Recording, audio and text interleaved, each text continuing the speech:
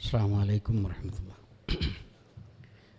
അൽഹംദുലില്ലാഹ് നഹ്മദുഹു വനസ്തഈനുഹു വനസ്തഗ്ഫിറുഹു വനഊദു ബില്ലാഹി മിൻ ശുറൂരി അൻഫുസിനാ വമിൻ സയ്യിആതി അഅ്മാലിനാ. അല്ലാഹുമ്മ സ്വല്ലി അലാ മുഹമ്മദിൻ വഅലാ ആലി മുഹമ്മദ് കമാ സ്വല്ലൈത അലാ ഇബ്രാഹീം വഅലാ ആലി ഇബ്രാഹീം ഇന്നക ഹമീദും മജീദ്. അല്ലാഹുമ്മ ബാരിക് അലാ മുഹമ്മദിൻ വഅലാ ആലി മുഹമ്മദ് കമാ ബാറക്ത അലാ ഇബ്രാഹീം വഅലാ ആലി ഇബ്രാഹീം ഇന്നക ഹമീദും മജീദ്. അമ്മാ ബഅദ് ഫഇന്ന ഖൈറൽ കിതാബി കിതാബുല്ലാഹ് വഖൈറു സുനനി സുനൻ മുഹമ്മദിൻ സ്വല്ലല്ലാഹു അലൈഹി വസല്ലം വശറൽ ഉമൂരി മുഹ്ദസാതുഹാ വകുല്ലു മുഹ്ദസത്തിൻ ബിദ്അ. യാ അയ്യുഹല്ലദീന ആമനു തഖുല്ലാഹ ഹഖ്ക തുഖാതിഹി വലാ തമൂതുന്ന ഇല്ലാ വഅൻതും മുസ്ലിമൂൻ. അഊദു ബില്ലാഹി സമീഉൽ അലീം മിനശ് ശൈത്വാനിർ റജീം.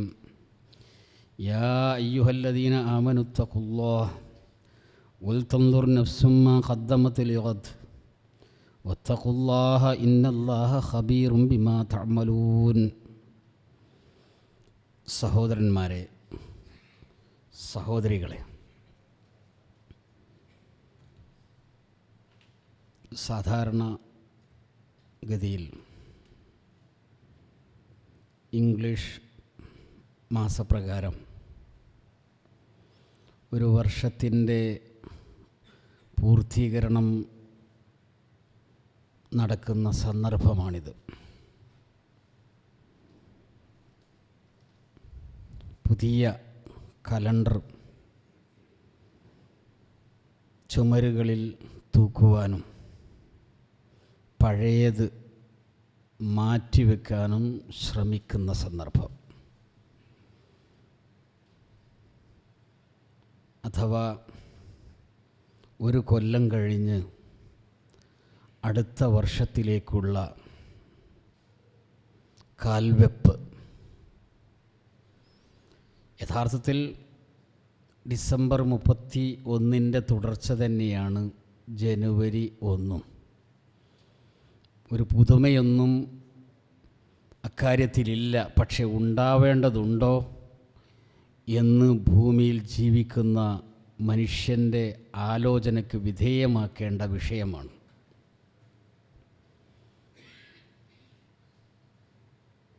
ജീവിതം എന്തിനാണ് പടച്ച റബ്ബ് നൽകിയത്?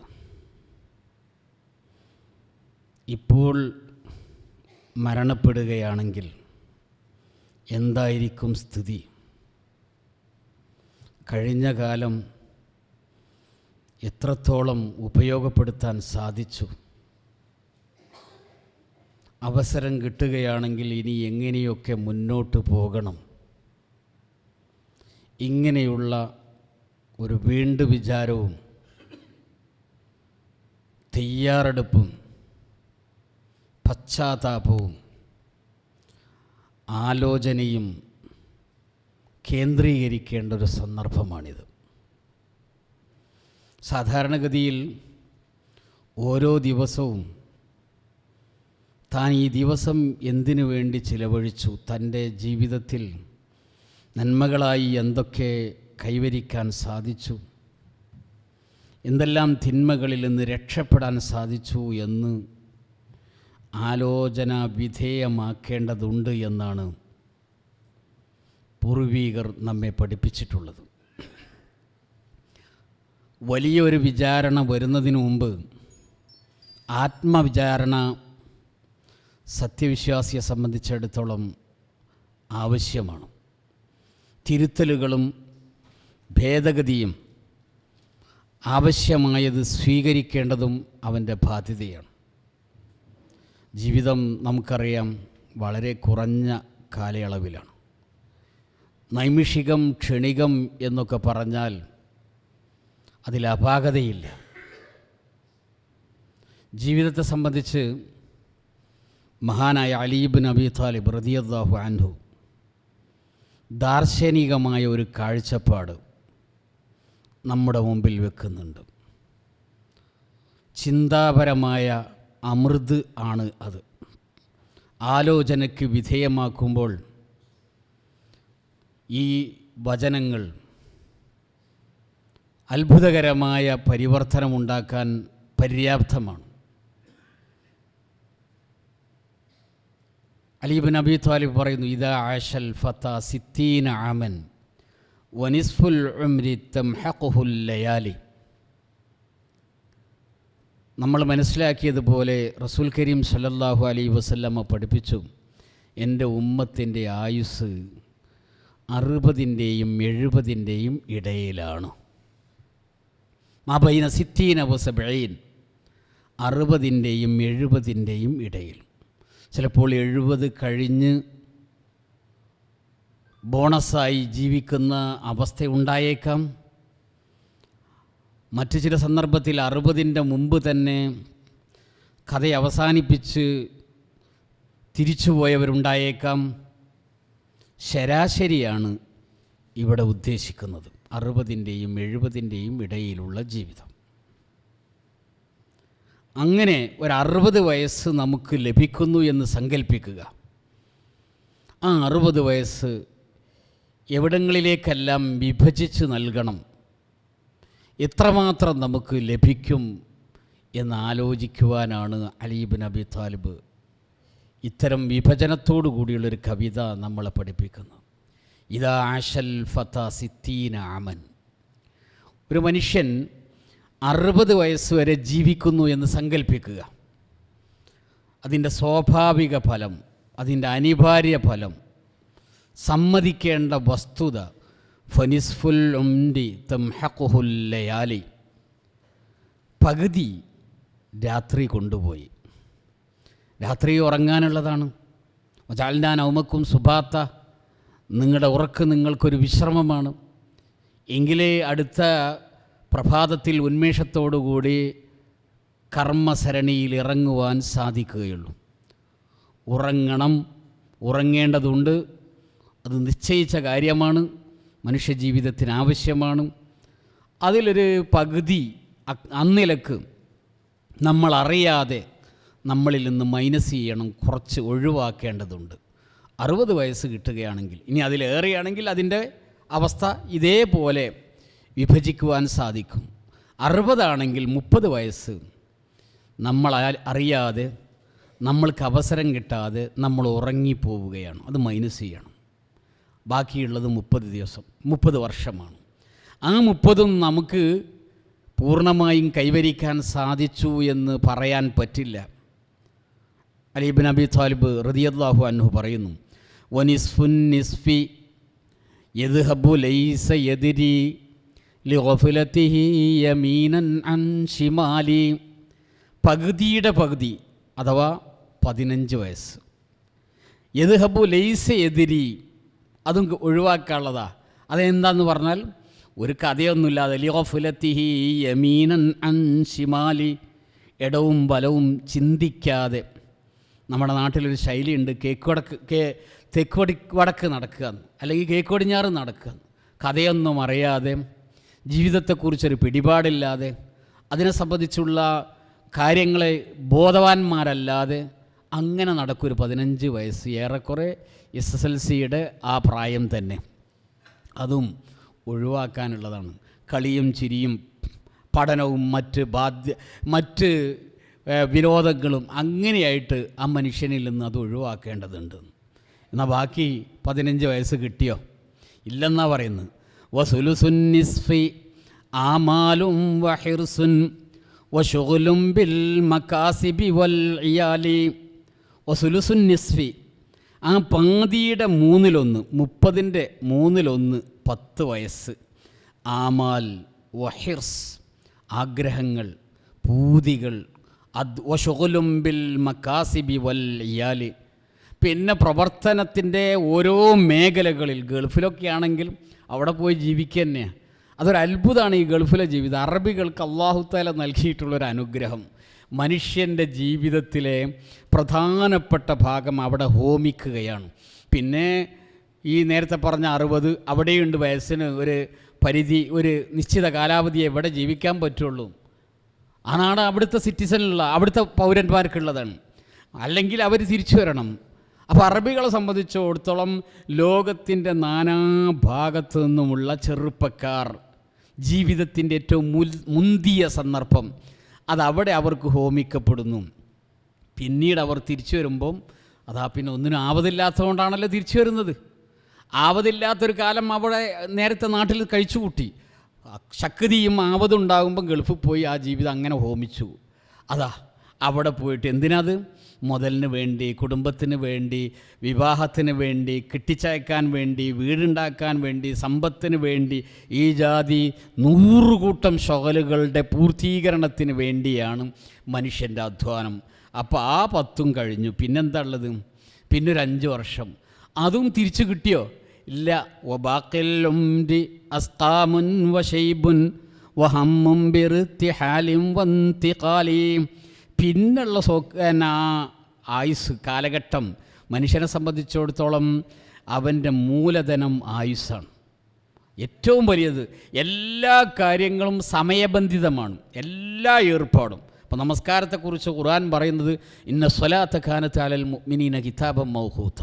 നമസ്കാരം എന്ന് പറഞ്ഞാൽ വിശ്വാസികൾക്ക് സമയബന്ധിതമായ കാര്യമാണ്. അപ്പോൾ ഈ ജനനം മുതൽ മരണം വരെ എല്ലാ ഏർപ്പാടും ഇന്ന സമയത്ത് ഇന്നത് സംഭവിച്ചു, ഇന്നയിടത്ത് ഇന്ന സമയത്ത് എത്തണം തുടങ്ങിയ എല്ലാ കാര്യങ്ങളും ജീവിതം മുഴുക്കെ സമയവുമായി ബന്ധപ്പെട്ടതാണ്. നമ്മൾ എന്ത് പറഞ്ഞിട്ടും കാര്യമില്ല. ഓരോ മിടിപ്പ് നമ്മളിൽ നിന്നുണ്ടാകുമ്പോഴും അത് നമ്മളിൽ നിന്ന് കണക്കാക്കിയ ആയുസ് അത് കുറയ്ക്കുകയാണ്. കുറച്ചുകൊണ്ട് കഴിഞ്ഞിട്ടോ 1, 2 ഇങ്ങനെ നമ്മുടെ ഹൃദയത്തിൻ്റെ മിടിപ്പ് നമ്മളോട് മന്ത്രിക്കുന്നത് കണക്കാക്കിയത് നിന്നിൽ നിന്ന് പിരിഞ്ഞു പോകുന്നു. ദഖാത്തു ഖൽബിൽ മർഇ ഖായിലത്തുൻ ലഹു. മനുഷ്യൻ്റെ ഹൃദയമിടിപ്പ് അവരോട് പറയുന്നു ഇന്നൽ ഹയാത്ത ദഖായിഖും വസവാനി.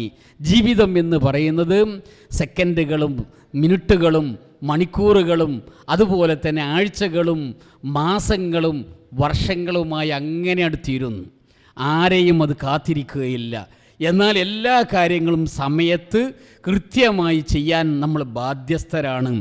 ഇങ്ങനെയൊക്കെ കണക്കുകൂട്ടി കിഴിക്കുകയും കുറയ്ക്കുകയും ഒക്കെ ചെയ്തു കഴിഞ്ഞാൽ പിന്നെ കിട്ടുന്ന ദിവസം അല്ലെങ്കിൽ കാലത്തെക്കുറിച്ച് പറയുന്നത് അസ്കാമുൻ വശൈബുൻ. രോഗങ്ങൾ, ജരാനരകൾ, അനങ്ങാൻ നിർവാഹമില്ലാത്ത ഒരവസ്ഥ. അങ്ങനെ മനുഷ്യൻ കഷ്ടപ്പെടുന്നൊരു ദയനീയമായൊരു സ്ഥിതി വരുന്നു. വഹമ്മും ബിർതിഹാലിം വന്തിഖാലി. പിന്നെ അവനെ സംബന്ധിച്ചിടത്തോളം പോകണമല്ലോ, മരിക്കണമല്ലോ, എന്താ ഉള്ളത്? ഈ ഹമ്മ്, ഈ വിഷയത്തെക്കുറിച്ചുള്ള വേദനയോടുകൂടിയുള്ള ഓർമ്മകളും ചിന്തകളും. പോകണം, യാത്ര പോകണം. ഏത്? ദുബായ്ക്ക് പോകുന്ന യാത്രയെക്കുറിച്ചല്ല, മരിച്ചു പോകുന്ന 6 അടി മണ്ണിൻ്റെ ചുവട്ടിൽ കിടക്കുന്നതിനെക്കുറിച്ചുള്ള ആലോചനയാണ് പിന്നുള്ളത്. സോക്കേടും ജരാനരയും ആപതില്ലായ്മയും എല്ലാം കൂടി ഇക്കോലത്തിലാണ് മനുഷ്യൻ്റെ ആയുസ്. എന്നിട്ട് കുറച്ചുകൂടി കാര്യങ്ങൾ പറഞ്ഞതിന് ശേഷം അലി ബിൻ അബി താലിബ് റളിയല്ലാഹു തആല തന്നെ പറയുന്നു ഫഹുബ്ബുൽ മർഇ തൂലൽ ഉംരി ജഹ്ലുൻ വഖിസ്മതുഹു അലാ ഹാദൽ മിസാലി. ഇങ്ങനെയാണ് ഈ വിഭജനം, ജീവിതത്തിൻ്റെ വിഭജനം എങ്കിൽ കുറച്ചു കാലം കൂടുതൽ ജീവിക്കണമെന്ന് ആഗ്രഹിക്കുന്നതിൽ അർത്ഥമൊന്നുമില്ല. 60-50 ആയാൽ ഇതിൻ്റെ തോതൊന്ന് കൂടുന്നു മാത്രം, വേറെ ഒന്നുമില്ല. ഫഹുബ്ബുൽ മർഇ തൂലൽ ഉംരി ജഹ്ലുൻ. ഇങ്ങനെയാണ് വിഭജനം, ജീവിതത്തിൻ്റെ വിഭജനമെങ്കിൽ പിന്നെ കുറേ കാലം ജീവിക്കണം എന്ന് പറയുന്നത് ജഹാലത്താണ്. വലിയ ഒരു ബുദ്ധിപരമായ കാര്യമല്ല. ഇക്കോലത്തിലാണ് മനുഷ്യൻ്റെ ജീവിത വിഭജനം എങ്കിൽ ഇതെന്തായാലും ഇതിലൊക്കെ ചെറിയ ചെറിയ അങ്ങോട്ടും ഇങ്ങോട്ടുമുള്ള ഒരു സിയാദ നുക്സാൻ, ഏറ്റപ്പറ്റുകൾ ഉണ്ടായേക്കാം. അതിൽ കവിഞ്ഞ് ഇത് വലിയ വ്യത്യാസത്തിന് വിധേയമാകുന്നില്ല. അപ്പോൾ കുറഞ്ഞ കാലയളവ് ശ്രദ്ധയോടുകൂടി സ്ഫടിക സമാനമായി സൂക്ഷിച്ച് കൈകാര്യം ചെയ്യുകയാണെങ്കിൽ നമ്മൾക്ക് രക്ഷ. പലപ്പോഴും ആളുകൾക്ക് ബോധം വൈകിയാണ് വരാറുള്ളത്. വൈകി ഉദിക്കുന്ന ബോധം ഫലം ചെയ്യില്ല എന്നാണ് പഴമക്കാർ പറയാറുള്ളത്. ജീവിതത്തിൻ്റെ ഈ സമയത്തിൻ്റെയൊക്കെ കാര്യം ചോദിച്ചാൽ അതിനൊന്നും ഒരു തീരെ സമയം കിട്ടുന്നില്ല, ഒന്നിനും സമയം കിട്ടുന്നില്ല. ഒരു പെൻഷൻ പറ്റിയ ആൾ പറയുന്നു ഒന്നിനും സമയം കിട്ടുന്നില്ല. അപ്പോൾ പിന്നെന്താ, ഒരു ദിവസം അയാളുടെ വീട്ടിൽ ചെന്ന് നോക്കുമ്പോൾ പുള്ളിക്കാരൻ സിനിമ കാണുകയാണ്, ടി വിയിൽ മാറി വരുന്ന സീരിയലുകൾ കാണുകയാണ്. ഇത് കണ്ടിട്ടാണ് സമയം കിട്ടാത്തത്. യഥാർത്ഥത്തിൽ യഥാർത്ഥത്തിൽ കണക്കാക്കി ഈ സമയം ഉപയോഗപ്പെടുത്താൻ കഴിയാതെ പോകുന്നു. വലിയ നഷ്ടമാണ്. ഇങ്ങനത്തെ നഷ്ടത്തെക്കുറിച്ച് അഷ്റഫുൽ ബഷർ മുഹമ്മദ് മുസ്തഫ സല്ലല്ലാഹു അലൈഹി വസല്ലമ നമ്മൾ ഓർമ്മിപ്പിക്കുന്നു. നിഅ്മത്താനി മഗ്ബൂൻ ഫീഹിമ കസീറും മിനന്നാസ്. രണ്ട് കാര്യങ്ങളെക്കുറിച്ച് അധികം ആളുകളും അശ്രദ്ധരാണ്. രണ്ട് കാര്യം, നിഅ്മത്താനി, രണ്ട് അനുഗ്രഹങ്ങളെക്കുറിച്ച്. രണ്ട് കാര്യം എന്ന് പറഞ്ഞാൽ പോരെ, രണ്ട് അനുഗ്രഹങ്ങളെക്കുറിച്ച് അധികം ആളുകളും വഞ്ചിതരാണ്, അശ്രദ്ധരാണ്, ബോധവാന്മാരല്ല, ലക്കും ലഗാനുമില്ലാത്ത അവസ്ഥയിലാണ്. ഏതാണത്? ഒന്ന് അവിടുന്ന് പറഞ്ഞു അസ്വഹത്തു, രണ്ട് അൽ ഫറാഗ്. സ്വഹത്ത് എന്ന് പറഞ്ഞാൽ ആരോഗ്യം. ആരോഗ്യത്തെക്കുറിച്ച്, അതുള്ള കാലത്ത് അതിൻ്റെ വിലയെക്കുറിച്ച്, അതിൻ്റെ പ്രാധാന്യത്തെക്കുറിച്ച്, അത് ഉപയോഗപ്പെടുത്തുന്ന വിധത്തെക്കുറിച്ച് വലിയ ആലോചനയൊന്നും ഉണ്ടാവില്ല. അങ്ങനെ എങ്ങനെയെങ്കിലും പോയിട്ട് സമയം കൊല്ലും. അതാ സമയം കൊല്ലി എന്ന് തന്നെ ആളുകൾ വിശേഷിപ്പിക്കാറുണ്ട്. എവിടെയെങ്കിലും പോയിട്ട് എന്തെങ്കിലും ചെയ്തിട്ട് സമയം പോകണ്ടേന്നാണ് ചോദിക്കുന്നത്. സമയം പോകണ്ടേന്ന്. സമയം അങ്ങനെ പോക്കാനുള്ളതല്ല. പക്ഷെ മനുഷ്യന്മാർ തനിക്ക് കിട്ടിയ ഈ അനുഗ്രഹത്തെ ഗളഹത്യ നടത്തുകയാണെന്ന്, അങ്ങോട്ട് പോക്കിക്കളയാണ്, കൊന്നുകളയുകയാണ്. അതാണ് പലപ്പോഴും ആരോഗ്യത്തെക്കുറിച്ച് ആളുകളുടെ അവസ്ഥ. അതുപോലെ തന്നെ വൽ ഫറാഗ്, രണ്ടാമത്തെ കാര്യം അത് ഒഴിവ് സമയമാണ്. ഒഴിവ് സമയവും ഇങ്ങനെ തന്നെ. ഒഴിവുണ്ട്, എന്തെങ്കിലും ഒന്ന് ഖുർആൻ ഓതുന്നതിനെക്കുറിച്ചോ അല്ലെങ്കിൽ മറ്റ് വിഷയത്തെക്കുറിച്ചോ ദിക്ർ നടത്തുന്നതിനെക്കുറിച്ചോ ഒരാലോചനയില്ല. പിന്നെ എപ്പോഴാണ് ആലോചന ഉണ്ടാകുന്നതെന്നറിയോ? ഇത് തൊണ്ടക്കുഴിയിൽ അതങ്ങനെ വന്നിട്ടിങ്ങനെ കളിക്കുമ്പം ആലോചിക്കുന്ന, അന്നേരം ആലോചിക്കും.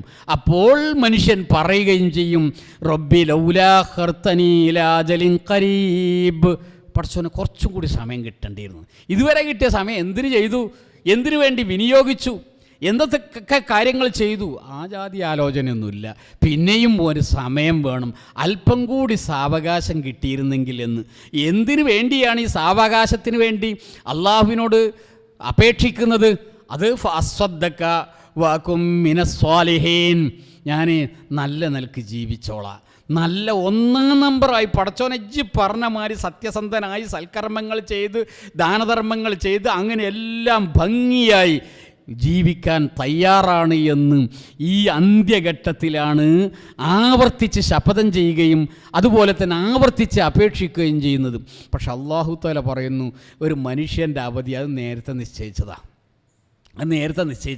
ആ നിശ്ചയിച്ചത് പോലെ സംഭവിക്കുക തന്നെ ചെയ്യും. ഒരു ഭേദഗതി ഉണ്ടാവില്ല. എങ്ങനെയാണോ അല്ലാഹു തആല നിശ്ചയിച്ചത് അങ്ങനെ തന്നെ. അത് നമ്മൾ മുസ്ലിങ്ങൾ മാത്രമല്ല വിശ്വസിക്കുന്നത്, ഏറെക്കുറെ എല്ലാ വിഭാഗം ആളുകളും ഇതിൽ ഏകോപിക്കുന്നുണ്ട്.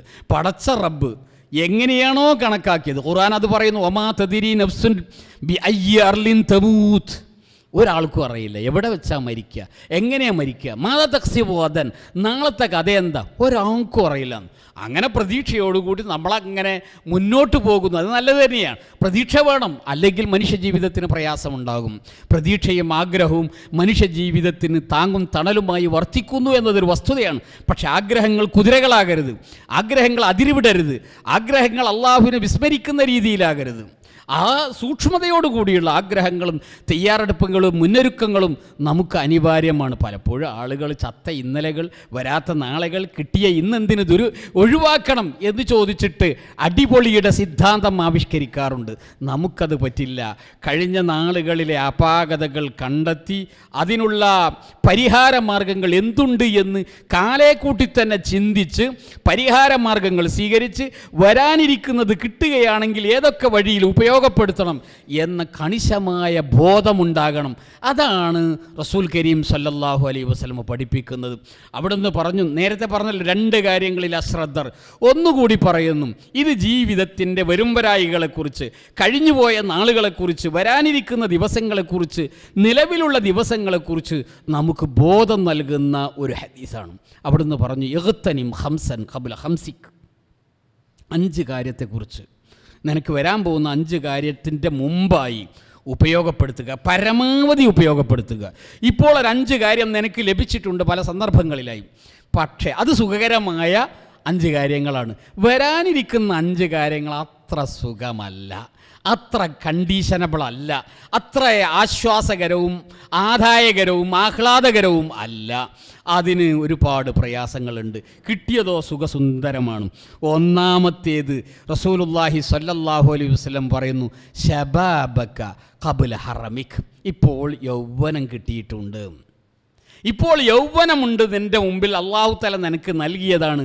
വരുന്നത് അതിൻ്റെ മറുവശം എന്താണെന്നോ, വാർദ്ധക്യമാണ്. രണ്ടും കൂടി ഒന്ന് തുലനം ചെയ്ത് നോക്കി. വാർദ്ധക്യം എന്ന് പറഞ്ഞാൽ നേരത്തെ പറഞ്ഞതുപോലെ ജരാനരകൾ, അതിൻ്റെ പുറമെ ആപതില്ലായ്മകൾ, ഒരു പരസഹായം ആവശ്യമുള്ളവർ, അതങ്ങനെ പിന്നെ ചെല്ലുന്തോറും പ്രതീക്ഷയല്ല, പിന്നെ കീഴ്പോട്ടാണ്, കൗണ്ട് ഡൗണായി 100, 99, 98, 97 എന്ന രൂപത്തിലായി. അങ്ങനെ നേരത്തെയുള്ള അവസ്ഥയിലേക്കുള്ള തിരിച്ചുപോക്ക്. അഥവാ കുഞ്ഞായി ജനിക്കുമ്പോൾ ആപതില്ലായ്മയുടെ സങ്കേതമാണ്, പരാശ്രയം അനിവാര്യമാണ്. അതേ അവസ്ഥയിലേക്ക് തന്നെ വാർദ്ധക്യം മൂത്തുമൂത്തെത്തുന്നു. അതിൻ്റെ മുമ്പായി സുഖകരമായ സന്തോഷകരമായ ജീവിതത്തിൻ്റെ സുവർണാവസരമാണ് യൗവനം.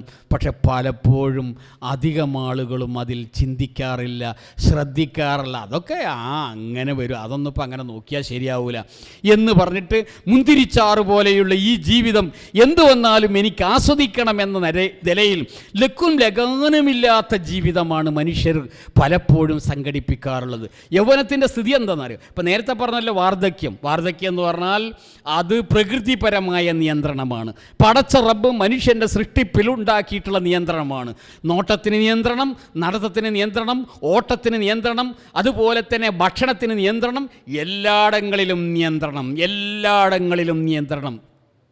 അങ്ങനെ ആപതില്ലായ്മകളിലേക്കുള്ള കൂപ്പുകുത്തലാണ് വാർദ്ധക്യം. ഇതിൻ്റെ ഇങ്ങേതല എന്ന് പറഞ്ഞാൽ കുട്ടിത്തത്തിനെ കുറിച്ച് നമുക്കറിയാം. വല്ലാഹു അഖ്റജക്കും മിൻ ബുതൂനി ഉമ്മഹാത്തിക്കും ലാ തഅലമൂന ശൈആ. നിങ്ങളെ നിങ്ങളുടെ മാതാവ് പ്രസവിച്ച സന്ദർഭത്തിൽ നിങ്ങൾക്കൊന്നും അറിയില്ലായിരുന്നു, ഒന്നും അറിയില്ല. അതാണ് അതിൻ്റെ വലിയ രസകരമായ സ്ഥിതി. മലർന്നു കിടന്ന് മേൽപോട്ട് നോക്കി കരയാനല്ലാത്ത വേറെ ഒരു ആവതുമില്ല. പിന്നെ കയ്യും കാലിട്ടടിക്കും, പിന്നെ കമിഴാൻ തുടങ്ങും, പിന്നെ 4 കാല് മുട്ടുകുത്തി അങ്ങനെ നടക്കും. അങ്ങനെ 4 കാല് മുട്ടുകുത്തിയിട്ട് ജീവിതം തുടങ്ങുകയാണ്. പിന്നെ പതുക്കെ എഴുന്നേറ്റ് നിൽക്കാൻ, പിന്നെ ഒന്ന് ഓടാൻ, പിന്നെ ശക്തനാകാൻ. അങ്ങനെ ഈ ശൈശവം, ബാല്യം, കൗമാരം, യൗവനം, മധ്യവയസ്കത, വാർദ്ധക്യത്തിൻ്റെ പാരമ്യത, ഇതാണ് മനുഷ്യജീവിതത്തിൻ്റെ കയറ്റങ്ങളും ഇറക്കങ്ങളും.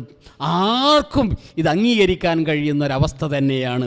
അതേസമയം അവിടെ ഈ കുട്ടിക്കാലത്ത് മുതിർന്നവർ പറയും, അത് വേണ്ടടാ, അത് കുടിക്കണ്ട, അത് ചെയ്യണ്ട, അങ്ങനെ പറ്റില്ല, അങ്ങനെയാണ്, ഇതിലെ പോ എന്നൊക്കെ പറഞ്ഞ് നിയന്ത്രിക്കും.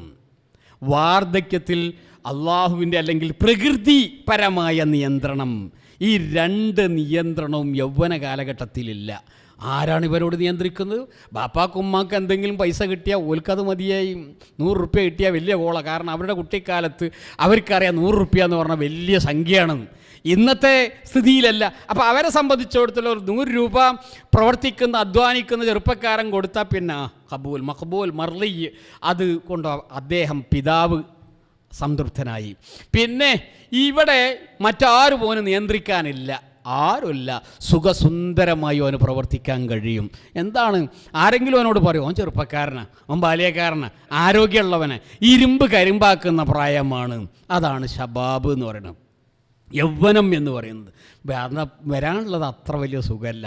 അതുകൊണ്ടാണ് കാരുണ്യത്തിൻ്റെ പ്രവാചകർ സ്വല്ലല്ലാഹു അലൈഹി വസല്ലം പറയുന്നത്, വരാനിരിക്കുന്ന സുഖകരമല്ലാത്ത കാലഘട്ടത്തിലേക്ക് നിങ്ങൾക്ക് ലഭിച്ചിട്ടുള്ള സുഖകരമായ സുന്ദരമായ സുവർണാവസരം ഫലപ്രദമായി ഉപയോഗപ്പെടുത്തുക. നമുക്കറിയില്ലേ യൗവനത്തെക്കുറിച്ച്, ഷാബുൻ നശഅ ഫി ഇബാദത്തില്ലാഹ്. 7 കൂട്ടർക്ക് അള്ളാഹുവിൻ്റെ പ്രത്യേക പരിഗണന നബി സല്ലല്ലാഹു അലൈഹി വസല്ലം പഠിപ്പിച്ചതാ. സബഅത്തുൻ യുദില്ലുഹുമുല്ലാഹ് ലാ ദില്ല ഇല്ലാ ദില്ലുഹും. അള്ളാഹു തആല 7 കൂട്ടർക്ക് പരലോകത്ത് പ്രത്യേകമായ പരിഗണന കൊടുക്കും. അവൻ്റെ ശീതളച്ചായയിലാണ്. മറ്റുള്ളവർ ചൂടിലും വിയർപ്പിലും മുങ്ങിപ്പൊങ്ങുമ്പോൾ, ഇടങ്ങേറിൽ പ്രയാസപ്പെടുമ്പോൾ, ദുരിതത്തിൽ കഴിച്ചു കൂട്ടുമ്പോൾ ഈ 7 കൂട്ടക്കാർക്ക് പരമസുഖ. വിചാരണയ്ക്ക് മുമ്പ് തന്നെ അള്ളാഹുവിൻ്റെ ശീതളഛായയിലാണ് അവർ വിരാജിക്കുന്നത്. അവരുടെ ജീവിതം ആ കൂട്ടത്തിൽ പറഞ്ഞ 7 കൂട്ടരുടെ കൂട്ടത്തിൽ പറയുന്നത് ഒന്ന് ജീവിതത്തിലെ ഈ രംഗമാണ്. ഷാബുൻ നശഅ ഫി ഇബാദത്തില്ലാഹ്, അള്ളാഹുവിൻ്റെ മാർഗത്തിൽ നിലകൊണ്ട ചെറുപ്പക്കാരൻ. അപ്പം എന്താ അധികം ആളുകൾ അവിടെ ഉണ്ടാവില്ല എന്നുള്ള ഒരു സൂചന, മഫൂം മുഖാലഫ എന്ന് പറയും അറബിയിൽ. അതിന് നേരെ എതിര് അങ്ങനെ ഒരു മാനിയും കൂടി അതിനുണ്ട്. അധികവും അന്നേരവും പലപ്പോഴും ആളുകൾക്ക് ഇത് തലേ കയറില്ല എന്ന് പറഞ്ഞാൽ മനസ്സിലാവില്ല. അത് ഒരു ഭാരതീയ ദാർശനികൻ മനുഷ്യൻ്റെ ആയുസ്സിനെ വിഭജിച്ചത്, നേരത്തെ അലി ഇബ്നു അബി താലിബിൻ്റെ വിഭജനം നമ്മൾ കേട്ടുവല്ലോ. ഇതേപോലൊരു വിഭജനം ഇവിടുത്തെ നമ്മുടെ നാട്ടിലെ ഭാരതത്തിലെ ഒരു ദാർശനികൻ്റെ വിഭജനം ശ്രദ്ധേയമാണ്. അദ്ദേഹം പറയുന്നത് 100 വയസ്സാണ് മനുഷ്യന്മാരുടെ ആവറേജ് വയസ്സായിട്ട് പരിഗണിക്കുന്നത്. 100 കൊല്ലം ജീവിക്കാനുള്ള അവസരം. മനുഷ്യനെ സൃഷ്ടിക്കുന്നതിൻ്റെ മുമ്പ് ദൈവം പലതിരെയും സൃഷ്ടിച്ച് സംവിധാനിച്ചൊക്കെ റെഡിയാക്കി. മനുഷ്യനെ സൃഷ്ടിച്ചപ്പോൾ ആയുസ് സ്റ്റോക്കില്ലാതെ പോയല്ലോ. അങ്ങനെ അതിനെപ്പറ്റി പറയാൻ പറ്റില്ല. എങ്കിലും ഇത് ദർശനമാണല്ലോ, അന്നലക്ക് അത് ഉദ്ധരിക്കുന്നു എന്ന് മാത്രം. അങ്ങനെ ഓരോ ജീവികളും അവരുടെ വകയായി സംഭാവന കൊടുക്കാൻ ഞങ്ങളുടെ ജീവിതത്തിൽ നിന്ന് ഒരു നിശ്ചിത സംഖ്യ മനുഷ്യന്മാർക്ക് ആയുസ്സായിട്ട് കൊടുക്കാൻ തയ്യാർ എന്നും. അങ്ങനെ 5 തരം ജീവികൾ മനുഷ്യന്മാർക്ക് 20 വർഷം കൊടുത്തു. 5 × 20 100. ആദ്യം ആയുസ് 20 കൊടുത്തത് കുരങ്ങന്മാർ. ഏറെക്കുറെ മങ്കിയിലേക്ക് ഇമിറ്റേഷൻ തന്നെ. ആദ്യത്തെ 20 കൊല്ലം അതങ്ങനെ തന്നെ മുടി വളർത്തുന്നത് കണ്ടാൽ, ഡ്രസ്സിൻ്റെ കോലം കണ്ടാൽ, പാൻസിൻ്റെ അവസ്ഥ കണ്ടാൽ, ആണായാലും പെണ്ണായാലും ഓരോ തരം ലിപ്സ്റ്റിക്കുകളുടെ ഉപയോഗം, അതുപോലെ തന്നെ ഓരോ തരം വസ്ത്രങ്ങളുടെ ഉപയോഗം, ഇതൊക്കെ അങ്ങനെ ആരെങ്കിലുമൊക്കെ അനുകരിക്കുകയായിരിക്കും. ഒന്നുകിൽ അവർക്കിഷ്ടപ്പെട്ട കഥാപാത്രങ്ങൾ, അല്ലെങ്കിൽ അവർക്കിഷ്ടപ്പെട്ട വ്യക്തിത്വങ്ങൾ, അതാ പല താരങ്ങളും ഉണ്ടാകാം. അതിൽ ആര് എന്ന് നമുക്കിവിടെ വിശദീകരിക്കാൻ നിർവാഹമില്ല. അങ്ങനെയുള്ളൊരു കാലഘട്ടമാണ് അത് മങ്കിലേക്ക് ഇമിറ്റേഷൻ. കുരങ്ങനെ പോലെ ഒരു പക്ഷേ കുരങ്ങിൽ നിന്നാണ് മനുഷ്യന്മാരുണ്ടായത് എന്ന് പറയാൻ ചില ആളുകളെ പ്രേരിപ്പിച്ചത് ഇത്തരം ജീവിതശൈലികൾ കൊണ്ടാണോ അറിയില്ല. എന്തോ ആവട്ടെ, ആദ്യത്തെ 20 കൊല്ലം അങ്ങനെയാണ്. വലിയ കഥയൊന്നുമില്ല. ആരെങ്കിലുമൊക്കെ അനുകരിച്ച് സ്കൂൾ പ്രായവും പിന്നെ ഒരു +5, അതാണ് ആ സമയം. അന്നേരം ആര് പറഞ്ഞാലും വല്ലാതെ ഒന്നും കയറൂല. ആരൊക്കെയോ ആണ് അവർ അന്ധമായി അനുകരിക്കുന്നത്. അതാണ് കുരങ്ങന്മാരാണ് 20 വയസ്സ് കൊടുത്തതെന്ന്. അടുത്ത 20 വയസ്സ് കൊടുത്തത് ആരാണ്? കുതിരകൾ. ഞങ്ങളെ വക ദൈവമേ സ്റ്റോക്ക് മനുഷ്യന്മാർക്ക് കുതിര. അതും ശരിക്കും അങ്ങനെ തന്നെ. ആ 20ൻ്റെ കൂടെ +20 40 20 വർഷം ഏകദേശം ലക്കും ലഗാനും ഇല്ലാതെ കുതിര വിടൽ തന്നെ. അങ്ങനെ പ്രയോഗം മലയാളത്തിൽ തന്നെ അങ്ങനെ പ്രയോഗമുണ്ട്, കുതിര വിടുക. ആ ജാതി ഒരു കുതിര വിടൽ തന്നെയാണ് ജീവിതം. എന്ത് പറഞ്ഞാലും യേശൂല, വല്ലാത്തൊരു പ്രായമാണത്. 40 വയസ്സായാൽ അതൊരു ടേണിംഗ് പോയിൻ്റാണ്. ഖുർആൻ പറയുന്നു വൈദാ ബലഗ 40 സന. എന്താ അവനും അത് നല്ല മനുഷ്യൻ്റെ കഥ പറയുന്ന കൂട്ടത്തിൽ ആ 40 വയസ്സായാൽ ഇവനെ സംബന്ധിച്ചിടത്തോളം ഈ മനുഷ്യനും മേലെ മാതാപിതാക്കൾ ഉണ്ടാകാൻ സാധാരണഗതിയിൽ സാധ്യതയുണ്ട്. താഴെ സ്വന്തം ഭാര്യയും മക്കളും ഉണ്ട്. അപ്പോൾ അടിയിലും മുകളിലും കൽത്തപ്പത്തിൻ്റെ വേവാണ് ഈ 40 വയസ്സായി മനുഷ്യന്. അടിയിലും മുകളിലും തീയ്യ. ബാപ്പിയുണ്ട്, ഉമ്മയുണ്ട് അപ്പുറത്ത് മുകളിൽ, താഴെ മക്കളുണ്ട്, ഭാര്യയുണ്ട്, അതുപോലുള്ള ആളുകളും ഉണ്ട്. ആ കോലത്തിൽ ഇനി ഇതുവരെ കളിച്ച കളി പറ്റില്ല. കുതിര വിടാൻ പറ്റില്ല, കുരങ്ങ് കളിക്കാൻ പറ്റില്ല. ഇനി ഇവൻ ഇവിടുന്ന് അങ്ങോട്ടുള്ള ആയുസ് ആരാ കൊടുത്തെന്നറിയാം? കഴുത. എന്തിൻ്റെ പ്രതീകമാണ് കഴുത? ഭാരം പേറുന്നതിൻ്റെ പ്രതീകമാണ് കഴുത. അതങ്ങനെ ഭാരം പേറന്നെ അങ്ങനെ അധ്വാനത്തിൻ്റെയും ഭാരം പേറുന്നതിൻ്റെയും പ്രതീകം. 40 + 20 60 കഴുത പോലെ എവിടെയെങ്കിലും പോയിട്ട് എങ്ങനെയെങ്കിലും ഉണ്ടാക്കിയിട്ട് ഇങ്ങോട്ട് കൊണ്ടുവരും. വേറെ മാർഗമല്ല. കുട്ടികളെ കെട്ടിക്കണം, പുരണ്ടാക്കണം, പെങ്ങന്മാരെ കെട്ടിക്കണം. അതുപോലത്തെ ഒരു പലജാതി പ്രശ്നങ്ങളുണ്ട്. അതുകൊണ്ട് ഒരു മുറുക്ക് ഇറക്കാനിടല്ല, അടുത്ത മുറുക്ക് വരാമെന്നാണല്ലോ. നീന്തലുകാരൻ വെള്ളത്തിൽ പോയൊരുത്തനെ എന്തേ വെച്ചു, അതിനെ പിടിച്ച് പിന്നെ എല്ലാവരും കൂടി കരയെ കയറ്റിയപ്പം ചോദിച്ചു, എന്താപ്പം എങ്ങനെയുണ്ട് വെള്ളത്തിൽ പോയത്? അതോ ഒരു മുറുക്ക് വെള്ളം ഇങ്ങോട്ട് ഇറക്കി പൂർത്തിയാക്കാനിടല്ല, അടുത്തതും വരാൻ. ഇതുപോലെയാണ് പിന്നെ ഇവൻ ഓരോ വിഷയങ്ങൾ, ഓരോ പ്രശ്നങ്ങൾ. ഇതുവരെ ഒഴിവുണ്ടായിനി, ഇതുവരെ അവൻ ഉപയോഗിക്കാൻ സമയമുണ്ടായിരുന്നു, അന്നേരമൊന്നും തലയിൽ കയറിയില്ല. ഇപ്പോഴാണ് തലയിൽ കയറുന്നത്. അതുകൊണ്ട് തന്നെ ആകെ ചൂടും പുക, ഒന്നും തലയിൽ കയറുന്നില്ല. വല്ലാതെ പരക്കം പോച്ചിൽ തന്നെ. എന്തെങ്കിലുമൊക്കെ ആവണ്ടേ, വീട് വേണ്ടേ, പെങ്ങളെ കെട്ടിക്കണ്ടേ, തനിക്ക് തൻ്റെ കുട്ടികളെ കെട്ടിക്കണ്ടേ, ഈ ജാതി ഷോല്. അതാണ് 40+20 കഴുതയുടെ പ്രതീകം. ഇനി അപ്പോഴേക്ക് കേന്ദ്ര പെൻഷൻ പ്രായമായി. നമ്മളിതിപ്പോഴും 55+1 56, അങ്ങനെ DH കൂട്ടി 56 60 ആൾക്കാർ ആവശ്യപ്പെടുന്നുണ്ട്. കേന്ദ്രം 60, 62 ഒക്കെ ആയിട്ട് ഇങ്ങനെ ഒപ്പിച്ചു പോകുന്നുണ്ട്. അത് തന്നെ പെൻഷൻ പ്രായമായി. അടുത്ത 20 ആരാ തരുന്നതെന്നറിയോ? അത് എന്നോട് ആരും പ്രയാസപ്പെടുന്നത് നായകളാണ് കൊടുത്തത്. നായ എന്തിൻ്റെ പ്രതീക? നായ നല്ലോണം പായിപ്പിച്ചാലും, നല്ലോണം ബിസ്ക്കറ്റ്, ഇറച്ചി, നല്ലോണം മൃഷ്ടാന്ന ഭോജനം കൊടുത്തു നോക്കി, എന്നാലും അതിൻ്റെ സ്വഭാവം മരുത്ത് അങ്ങനെ കിടക്കും. കേലി ഒലിപ്പിച്ചിട്ട് അങ്ങനെ അലമ്പൊന്നുമില്ല. ആരെങ്കിലും ഒന്ന് വരികയാണെങ്കിൽ കുരക്കും. അത് തന്നെ, അത്രയേ ഉള്ളൂ. ഇതുപോലെ 60 കഴിഞ്ഞ ഈ മനുഷ്യന് പിന്നെ അവന് പള്ളിക്കല മൂലയിലോ അല്ലെങ്കിൽ വീട്ടിൽ ആ വരാന്തയിൽ കോലായേൽ അല്ലെ എന്താ അങ്ങനെ പഴയ കുറച്ച് പേരുകളുണ്ട്, പലതും എനിക്ക് കിട്ടുന്നില്ല. ആ ജാതി, ആ വടാപ്പുറത്ത്, അതാണ് ആ പേരിന് വേണ്ടിയാണ് ഞാൻ കളിക്കണം. ആ വടാപ്പുറത്ത് ഇങ്ങനെ ഇരുന്ന് കുരച്ചും തുപ്പിയും അങ്ങനെ കുറിച്ച്. ഇത് ഞാൻ കളിയാക്കല്ല, ഇതാണ് വസ്തുത. ഇത് എൻ്റെ വകയല്ല, ഒരു ദാർശനികൻ്റെ കാഴ്ചപ്പാടാണ്. അങ്ങനെ ആരെങ്കിലും വരും, അസ്സലാമു അലൈക്കും, വലൈക്കും അസ്സലാം, അതാണ് അയാൾക്ക് കഴിഞ്ഞു. 60 കൂടെ 20 കൂടി കൂടിയാൽ 80. പിന്നുള്ള +20 ഉണ്ടല്ലോ, അതാരതാണെന്നറിയോ? അതിനേക്കാൾ ദയനീയമാണ്. അതിനേക്കാൾ ദയനീയം മൂങ്ങയുടേത്. മൂങ്ങയ്ക്ക് എന്താ പണി? മൂളുന്ന പണിയാണ് മൂങ്ങയുടേത്. 80 കഴിഞ്ഞ് ഇയാൾ കുടുംബത്തിൻ്റെ കാരണവരായി, മുത്തശ്ശനായി, നാട്ടുകാരുടെ ആദരവാക്കപ്പെട്ട റെസ്പെക്റ്റഡ് മെമ്പർ, എല്ലാവരും കുടുംബക്കാരും നാട്ടുകാരും ഒക്കെ ആദരിക്കും. മൂപ്പരോട് പോയിട്ടൊന്നും പിന്നെ കുഞ്ഞാളെ കല്യാണമാണ്, അല്ലെങ്കിൽ അതുപോലത്തെ കല്യാണം, കുഞ്ഞാപ്പൂവിൻ്റെ കല്യാണമാണ്, ആ ജാതി എന്തെങ്കിലും ഒരു പേരുണ്ടാവും. ആ കല്യാണം അത് നിശ്ചയിച്ച് അതിനെപ്പറ്റി പറയാം. അപ്പോൾ കല്യാണം പോവാം, പിന്നെ പപ്പ ഞാൻ ദുബായി പോവാം. അപ്പോഴും മൂളണ്ടേ പടിയുള്ളൂ, വേറെ ഒരു ഷോലും ഇല്ല. 80+20 100 കഴിഞ്ഞു. ഇതാണ് മനുഷ്യൻ്റെ ജീവിതത്തിൻ്റെ അവസ്ഥ. നേരത്തെ അലി ഇബ്നു അബി ത്വാലിബ് പറഞ്ഞല്ലോ, ഇതിൻ്റെ മറ്റൊരു ചിത്രം. ഇതിലെന്തൊക്കെ കഴിഞ്ഞുപോയി? അതിൽ റസൂലുള്ള പറഞ്ഞ ഒരു കാലഘട്ടം കഴിഞ്ഞുപോയി. ശബാബക ഖബ്ല ഹറമിക്, യൗവനം, വിലമതിക്കാനാവാത്ത ജീവിതത്തിൻ്റെ സുവർണാവസരം, ഇരുമ്പ് കരിമ്പാക്കാൻ പറ്റുന്ന പ്രായം, പലപ്പോഴും ആളുകൾ അറിയാതെ നഷ്ടപ്പെട്ടു പോകുന്ന പ്രായം, കഴിഞ്ഞതിന് ശേഷം മാത്രം ചിന്തിക്കുന്ന പ്രായം, അതാണ് യൗവനം എന്ന് പറയുന്നത്. റസൂലുള്ളാഹി സ്വല്ലല്ലാഹു അലൈഹി വസല്ലം പറഞ്ഞാൽ കിട്ടിയ യൗവനം ഉണ്ടല്ലോ, ശരിക്കും ഉപയോഗപ്പെടുത്തിക്കോ എന്ന്. എന്നിട്ട് രണ്ടാമത്തേത് തിരുമേനി സ്വല്ലല്ലാഹു അലൈഹി വസല്ലം പറയുന്നു, സിഹ്ഹതക ഖബ്ല സഖമിക്. സിഹ്ഹത്ത് പറഞ്ഞാൽ ആരോഗ്യം, ഹെൽത്ത്, ആരോഗ്യം ഉണ്ടല്ലോ, ഇതിന് സമാനമായി മറ്റൊന്നുമില്ല. ആരോഗ്യം ഭയങ്കരമാണ്. അതില്ല, ബാക്കിയൊക്കെ ഉണ്ട്. എനിക്കറിയാവുന്ന ഒരു മനുഷ്യനെ ഞാൻ സ്ഥലവും പേരും പറയാതെ നിങ്ങളുടെ മുമ്പിൽ വെക്കാം. അത് ചിന്തിക്കാൻ വേണ്ടി മാത്രമാണ്. അയാൾ കുട്ടിക്കാലത്ത് ദാരിദ്ര്യമാണ്, കൊടിയ ദാരിദ്ര്യം. തിന്നാനില്ല, കുടിക്കാനില്ല, ഉടുക്കാനില്ല, കിടക്കാനില്ല, അങ്ങനെയുള്ള ദാരിദ്ര്യം. ഈ പരിശ്രമശാലിയായ ഈ മനുഷ്യൻ എമ്പാടും അധ്വാനിച്ച് അങ്ങനെ വീടായി, സമ്പത്തായി, ഐശ്വര്യമായി. അപ്പോഴേക്കയക്ക് തിന്നാൻ വയ്യാതെയായി.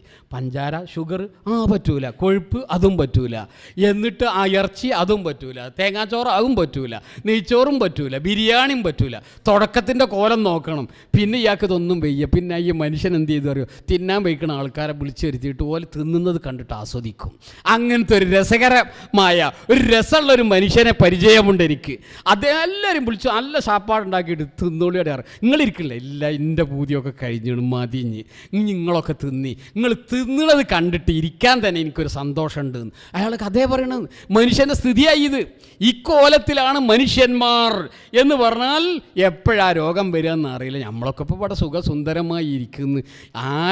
ഏതൊക്കെ സൈസ് രോഗങ്ങളാണ് നമ്മൾ അറ്റാക്ക് ചെയ്യാൻ കാത്തിരിക്കുന്നത് നമുക്കറിയില്ല.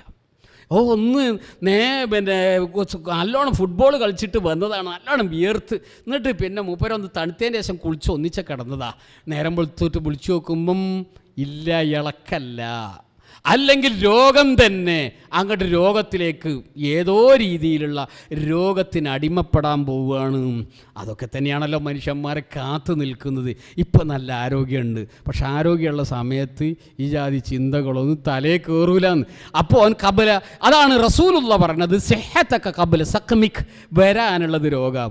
നല്ലൊരു മഴ പെയ്യുമ്പോക്കിന് ആൾക്കാർക്ക് പേടി. ഏതെല്ലാം സൈസ് പനിയപ്പുള്ളതെന്നറിയോ?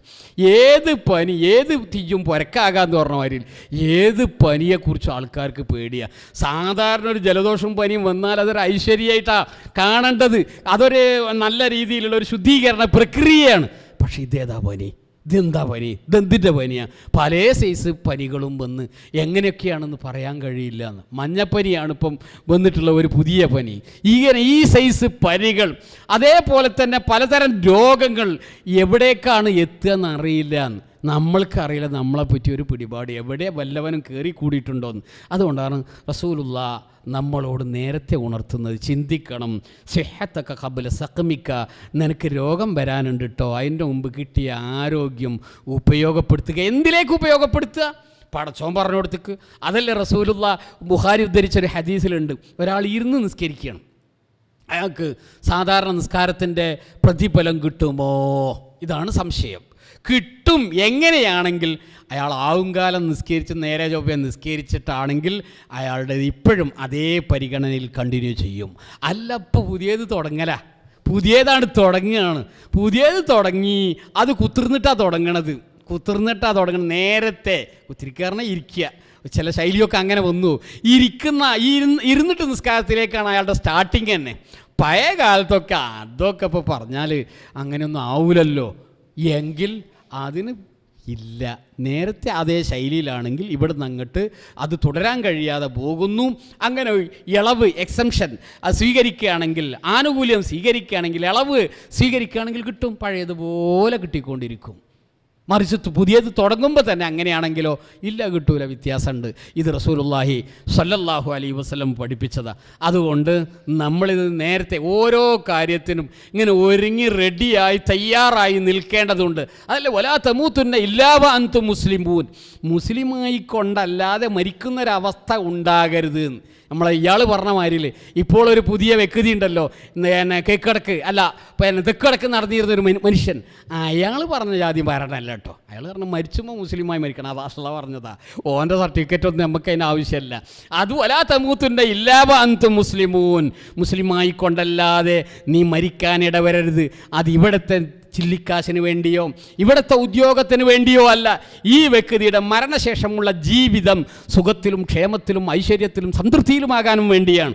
അതിനു വേണ്ടിയാണ് ഖുർആൻ അങ്ങനെ പഠിപ്പിച്ചത്, അല്ലാത്ത ആനുകൂല്യങ്ങൾക്ക് വേണ്ടിയല്ല. പിന്നീട് നബി സല്ലല്ലാഹു അലൈഹി വസല്ലം മൂന്നാമത് പറയുന്നു, ഗിനാക ഖബ്ല ഫഖരിക്, ഗിനാക ഖബ്ല ഫഖരിക്, നിൻ്റെ ഫഖറിൻ്റെ മുമ്പ് ഇപ്പം കിട്ടിയ ഐശ്വര്യം, ഇപ്പം അത്യാവശ്യമൊക്കെ ഐശ്വര്യമുണ്ട്, കുറച്ചൊക്കെ ഉണ്ട്. റസൂലുള്ളാഹി പറഞ്ഞില്ലേ, വത്തഖുന്നാർ വലൗ ബിശിഖ്ഖി തംറ, വത്തഖുന്നാർ വലൗ ബിശിഖ്ഖി തംറ.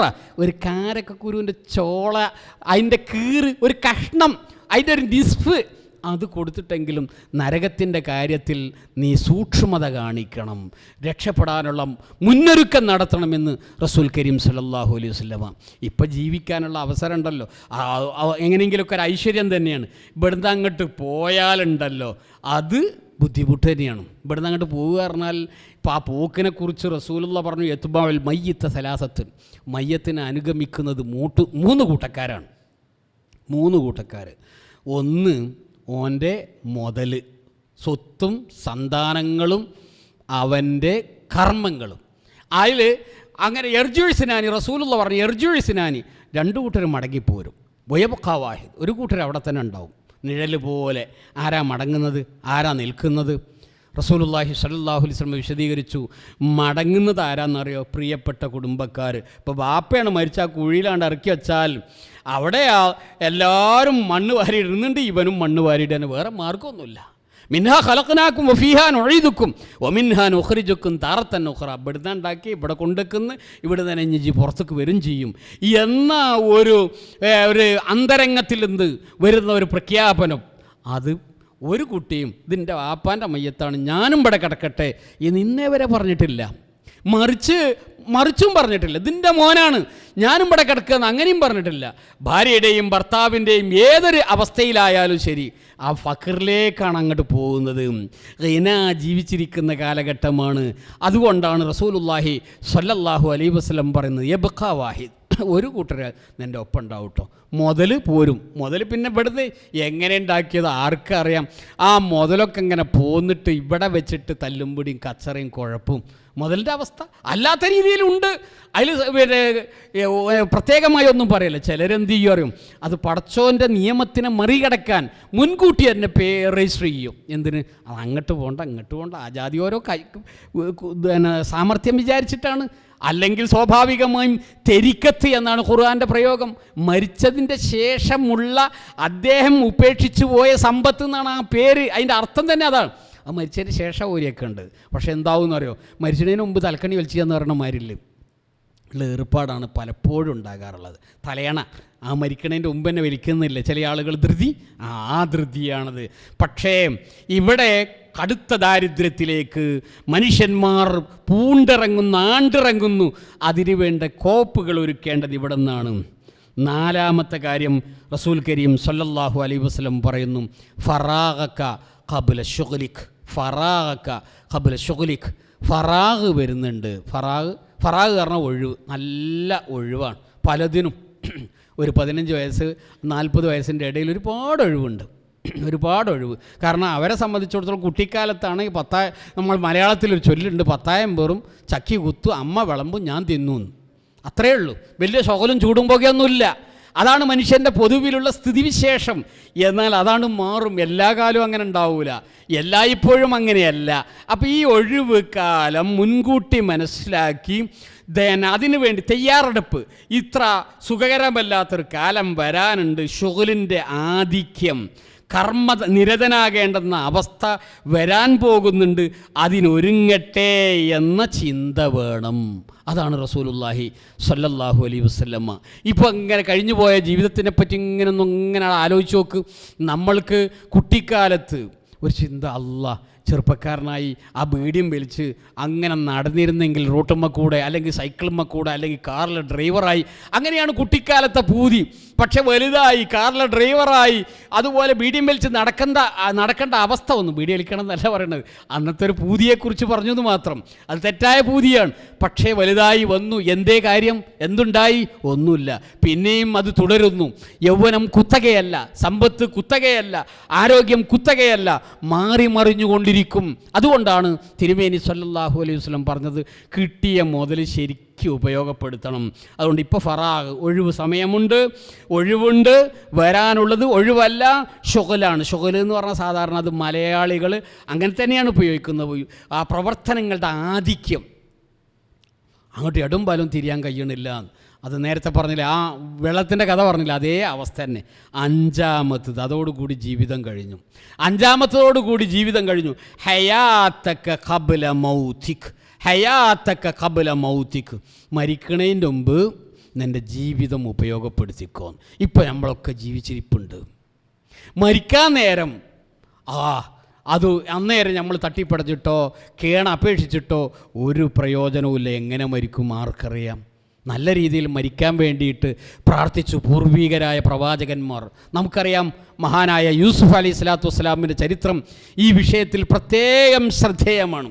ഒരുപാട് കഷ്ടപ്പാടുകൾ കുട്ടിക്കാലത്ത് അനുഭവിച്ചു. ജ്യേഷ്ഠ സഹോദരന്മാരുടെ അസൂയ നിമിത്തം അവരൊരുക്കിയ കെണിയിൽ ഒരു കിണറ്റിലെറിയപ്പെട്ടു. ഒരു കുഞ്ഞി പ്രായം. എന്നിട്ട് അവിടെ നിന്ന് ഒരു ഈജിപ്തിലെ അടിമക്കമ്പോളത്തിലെത്തുകയാണ്. കച്ചവടക്കാർക്കാണ് ഈ കുഞ്ഞിനെ കിട്ടിയത്. അവർക്ക് മണ്ണും പിണ്ണാക്കും തിരിയാത്ത, അതുപോലെ തന്നെ മറ്റ് നന്മകളും ഗുണങ്ങളും തിരിച്ചറിയാത്ത, സ്വർണവും മുക്കുപണ്ടവും തിരിച്ചറിയാത്ത ആ കച്ചവടക്കാർ ഈ ഓമന പൈതലിനെ ഈജിപ്തിൽ കൊണ്ടുപോയി വിറ്റു അടിമയായി. നല്ല ഒരു കുടുംബത്തിൽ ജനിച്ചു. പക്ഷെ അവിടെ മാതാപിതാക്കളുടെ ലാളനയേറ്റ് വളരാനുള്ള അവസരം നിഷേധിക്കപ്പെടുകയാണ്. ഒരു മനുഷ്യൻ്റെ അവസ്ഥ ആലോചിച്ച് നോക്ക്. എന്നിട്ട് പിന്നെ ഈജിപ്തിലെത്തി. മുത്താറിയും തിരിയാത്ത ആളുകൾ മുക്കാപുത്തന് അദ്ദേഹത്തെ വളരെ താന്ന പൈസക്ക വിറ്റ് എന്ന് ഖുർആൻ പറയുന്നു. വളരെ താന്ന പൈസക്ക് വിറ്റ് പിന്നെ അവിടെ ഒരു കുടുംബത്തിൽ വളർന്നു, പ്രധാനപ്പെട്ട ഒരു പ്രഭു കുടുംബത്തിൽ, ഭരണവുമായി ബന്ധപ്പെട്ട കുടുംബത്തിൽ. പിന്നീട് അവിടെ നിന്ന് ജയിലിലേക്കെത്തി. ജയിലിൽ നിന്ന് അതാ വലിയൊരു അത്ഭുതം, സൂക്ഷ്മതാജീവിതം കൊണ്ട് അല്ലാഹു തആല ആ മഹാനുഭാവന്, മഹാനായ പ്രവാചകന് ഐശ്വര്യങ്ങളുടെ കലവറ തുറന്നെടുത്തു. എന്നിട്ട് അന്നാട്ടുകാർക്ക് ഇതുവരെ നേടാൻ കഴിഞ്ഞിട്ടില്ലാത്ത പലരുടെയും മനുഷ്യന്മാരുടെ ആഗ്രഹങ്ങളിലെ പ്രധാനപ്പെട്ടൊരു അവസ്ഥയാണല്ലോ പദവി എന്നുള്ളത്. ആ പദവികളിൽ സാധാരണ ഒരു മനുഷ്യന് പ്രാപിക്കാൻ കഴിയുന്ന പരമമായ അവസ്ഥയിൽ യൂസുഫ് അലൈഹി സ്വലാത്തു വസ്സലാം രാജാവിനാൽ നിയോഗിക്കപ്പെട്ടു. ഈ രാജാവിൻ്റെ അഡ്വൈസറാണ്, ഭരണത്തിൻ്റെ പ്രധാനപ്പെട്ട കുഞ്ചിക സ്ഥാനം കൈകാര്യം ചെയ്യുന്ന വ്യക്തിയായ യൂസുഫ് അലൈഹി സ്വലാത്തു വസ്സലാം. നേരത്തെ കുടുംബത്തിൽ നിന്ന് അസൂയയ്ക്ക് വിധേയനായി കിണറ്റിലെറിയപ്പെട്ട യൂസുഫ് അലൈഹി സ്വലാത്തു വസ്സലാം അധികാരത്തിൻ്റെ ഉന്നത സോപാനത്തിലെത്തി. ആ സമയത്ത് യൂസുഫ് അലൈഹി സ്വലാത്തു വസ്സലാം അള്ളാഹുവിനോട് പ്രാർത്ഥിക്കുന്നതാണ് ശ്രദ്ധേയം. റബ്ബേ ഖദ് ആതൈതനി മിനൽ മുൽക്ക് വഅല്ലംതനി മിൻ തഅ്വീലിൽ അഹാദീസ് ഫാത്തിറസ് സമാവാതി വൽ അർള് അൻത വലിയ്യി ഫിദ്ദുനിയ വൽ ആഖിറ തവഫനി മുസ്ലിമൻ വൽഹിഖ്നി ബിസ്സാലിഹീൻ. റബ്ബി ഖദ് ആതൈതനി മിനൽ മുൽക്ക്, പടച്ചവനെ ഈ എനിക്ക് അധികാരത്തിൽ നിന്ന് നൽകി. മനുഷ്യന്മാർ അധികാരത്തിന് വേണ്ടി നടത്തുന്ന കടിപിടി ഉണ്ടല്ലോ, അതൊന്നുമില്ല. യൂസുഫിനെ ഏൽപ്പിക്കുക. ഈ തിരുവായിക്ക് എതിർവായില്ലാത്ത അവസ്ഥ. രാജാവിൻ്റെ പരമോന്നത ഉപദേഷ്ടാവ്, അതും യൂസുഫ് അലൈഹി സ്വലാത്തു വസ്സലാം തന്നെ. എന്നിട്ട് എല്ലാം കത്തിയും കഴുത്തും യൂസുഫിനെയാണ് ഏൽപ്പിക്കുന്നത്. എന്നിട്ടും യൂസുഫ് അലൈഹി സ്വലാത്തു വസ്സലാം അള്ളാഹുവിനോട് പ്രാർത്ഥിക്കുന്നു, പടച്ചവനെ എനിക്ക് ഈ അധികാരത്തിൽ നിന്ന് നൽകി. സ്വപ്നത്തിൻ്റെ രൂപം, അതിൻ്റെ തെവീൽ, വ്യാഖ്യാനം, ആ വിവരവും എനിക്ക് നൽകി. മനുഷ്യനെ സംബന്ധിച്ചിടത്തോളം പ്രധാനപ്പെട്ട രണ്ട് കാര്യം. പക്ഷേ യൂസുഫ് അലൈഹി സ്വലാത്തു വസ്സലാം അള്ളാഹുവിനോട് പ്രാർത്ഥിക്കുന്നത് എനിക്കിതൊന്നുമല്ല വലുത്. ഫാത്തിറസ് സമാവാതി വൽ അർള്, ആകാശങ്ങളുടെയും ഭൂമികളുടെയും സ്രഷ്ടാവും സംവിധായകനുമായ റബ്ബേ, തവഫനി മുസ്ലിമൻ, എന്നെ നീ മുസ്ലിമായി മരിപ്പിക്കണേ. വൽഹിഖ്നി ബിസ്സാലിഹീൻ, അതുപോലെ സ്വാലിഹീങ്ങളുടെ കൂട്ടത്തിൽ എന്നെ നീ ചേർക്കണമേ. അതാണ് മനുഷ്യൻ്റെ ലക്ഷ്യമായി നാം സ്വീകരിക്കേണ്ടത്. അതിനെവിടെയെങ്കിലും എന്തെങ്കിലും അപാകത ഉണ്ടെങ്കിൽ അതിപ്പോൾ തന്നെ പരിഹരിച്ചു പോകേണ്ടതുണ്ട് എന്നാണ് റസൂൽ കരീം സല്ലല്ലാഹു അലൈഹി വസല്ലമ നമ്മളെ പഠിപ്പിക്കുന്നത്. ആ സ്ഥിതിയിൽ അവിടെ വെച്ചിട്ട് കടമിടപാട് തീർക്കാൻ പറ്റില്ല എന്ന് മഹദി ആയിഷ റളിയല്ലാഹു അൻഹ ഒരു സംഭവം പറയുന്നു. ആയിഷ ബീബി പറയാണ്, ഖാലത്ത് ദക്കർത്തുന്നാർ ഫബകൈത്, ഞാൻ നരകത്തെക്കുറിച്ച് ഇങ്ങനെ ആലോചിച്ചു, കരഞ്ഞുപോയി. ആയിഷ ബീബി പറയാണ്, മരണശേഷമുള്ള ജീവിതത്തിൽ നരകത്തിനെക്കുറിച്ച് ഞാൻ ആലോചിച്ചു. ഖുർആനിലെ പ്രതിപാദനങ്ങൾ, പ്രവാചകൻ്റെ പ്രതിപാദനങ്ങൾ, അതവരെ പിടിച്ചു കുലുക്കിയ പ്രതിപാദനങ്ങളാണ്. സ്വാഭാവികമായും ഒഴിവു സമയങ്ങളിൽ ഇത്തരം വിഷയങ്ങളിൽ അവർ ദിക്ർ നടത്താറുണ്ട്, അഥവാ പുനർവിചിന്തനത്തിന് വിധേയമാക്കാറുണ്ട്. ഫബകൈതു, ആലോചിച്ചു കരഞ്ഞുപോയി. വഖാല റസൂലുള്ളാഹി സ്വല്ലല്ലാഹു അലൈഹി വസല്ലം, അപ്പോൾ പ്രവാചകൻ തൊട്ടടുത്തുണ്ട്. തിരുമേനി ചോദിച്ചു, മാ തുബ്കീക്, എന്താണ് എന്നെ കരയിപ്പിച്ച കാര്യം? എന്തിനാണ് നീ കരയുന്നത്? യാ ആയിഷ, ആയിഷയോട് പേരെടുത്തുകൊണ്ട് തന്നെ നബി സല്ലല്ലാഹു അലൈഹി വസല്ലം ചോദിച്ചു, ഖുൽതു ദക്കർത്തുന്നാറ ഫബകൈത്, ഞാൻ നരകത്തിനെക്കുറിച്ച് ആലോചിച്ചു. അതിലെങ്ങാനും എത്തുകയാണെങ്കിൽ കഴിച്ചിലാവൂലല്ലോ, എന്താ എൻ്റെ സ്ഥിതി? ആ രീതിയിൽ ഞാൻ ആലോചിച്ചു കരഞ്ഞു പോയതാണ്. എന്നിട്ടൊരു ചോദ്യം, ഫഹൽ തദ്കുറൂന അഹ്ലീകും യൗമൽ ഖിയാമ, അവിടെ വെച്ചിട്ട് പരലോകത്ത് വെച്ച് പ്രവാചകരെ അങ്ങ് നിങ്ങളുടെ അഹ്ലിനെ പറ്റി, നിങ്ങളുടെ ബന്ധുക്കളെക്കുറിച്ച്, ഭാര്യമാരെക്കുറിച്ച്, മറ്റ് ബന്ധുമിത്രാദികളെക്കുറിച്ച് വല്ലതും ആലോചിക്കുമോ? ഫഖാല റസൂലുള്ളാഹി സ്വല്ലല്ലാഹു അലൈഹി വസല്ലം, റസൂലുള്ള പറഞ്ഞു, അമ്മാ ഫീ സലാസത്തി മവാത്തിൻ ഫലാ യദ്കുറു അഹദുൻ അഹദാ, 3 ഘട്ടത്തിൽ ഒരാളും ഒരാളെക്കുറിച്ചും ആലോചിക്കൂല. 3 ഘട്ടത്തിൽ, 3 സന്ദർഭത്തിൽ ഒരു മനുഷ്യനും വേറൊരു മനുഷ്യനെക്കുറിച്ച്, ഒരു പടപ്പിനെക്കുറിച്ച് എത്ര ഹബീബീങ്ങളായാലും ശരി ആലോചിക്കുന്നതല്ല. ഏതൊക്കെയാണത്?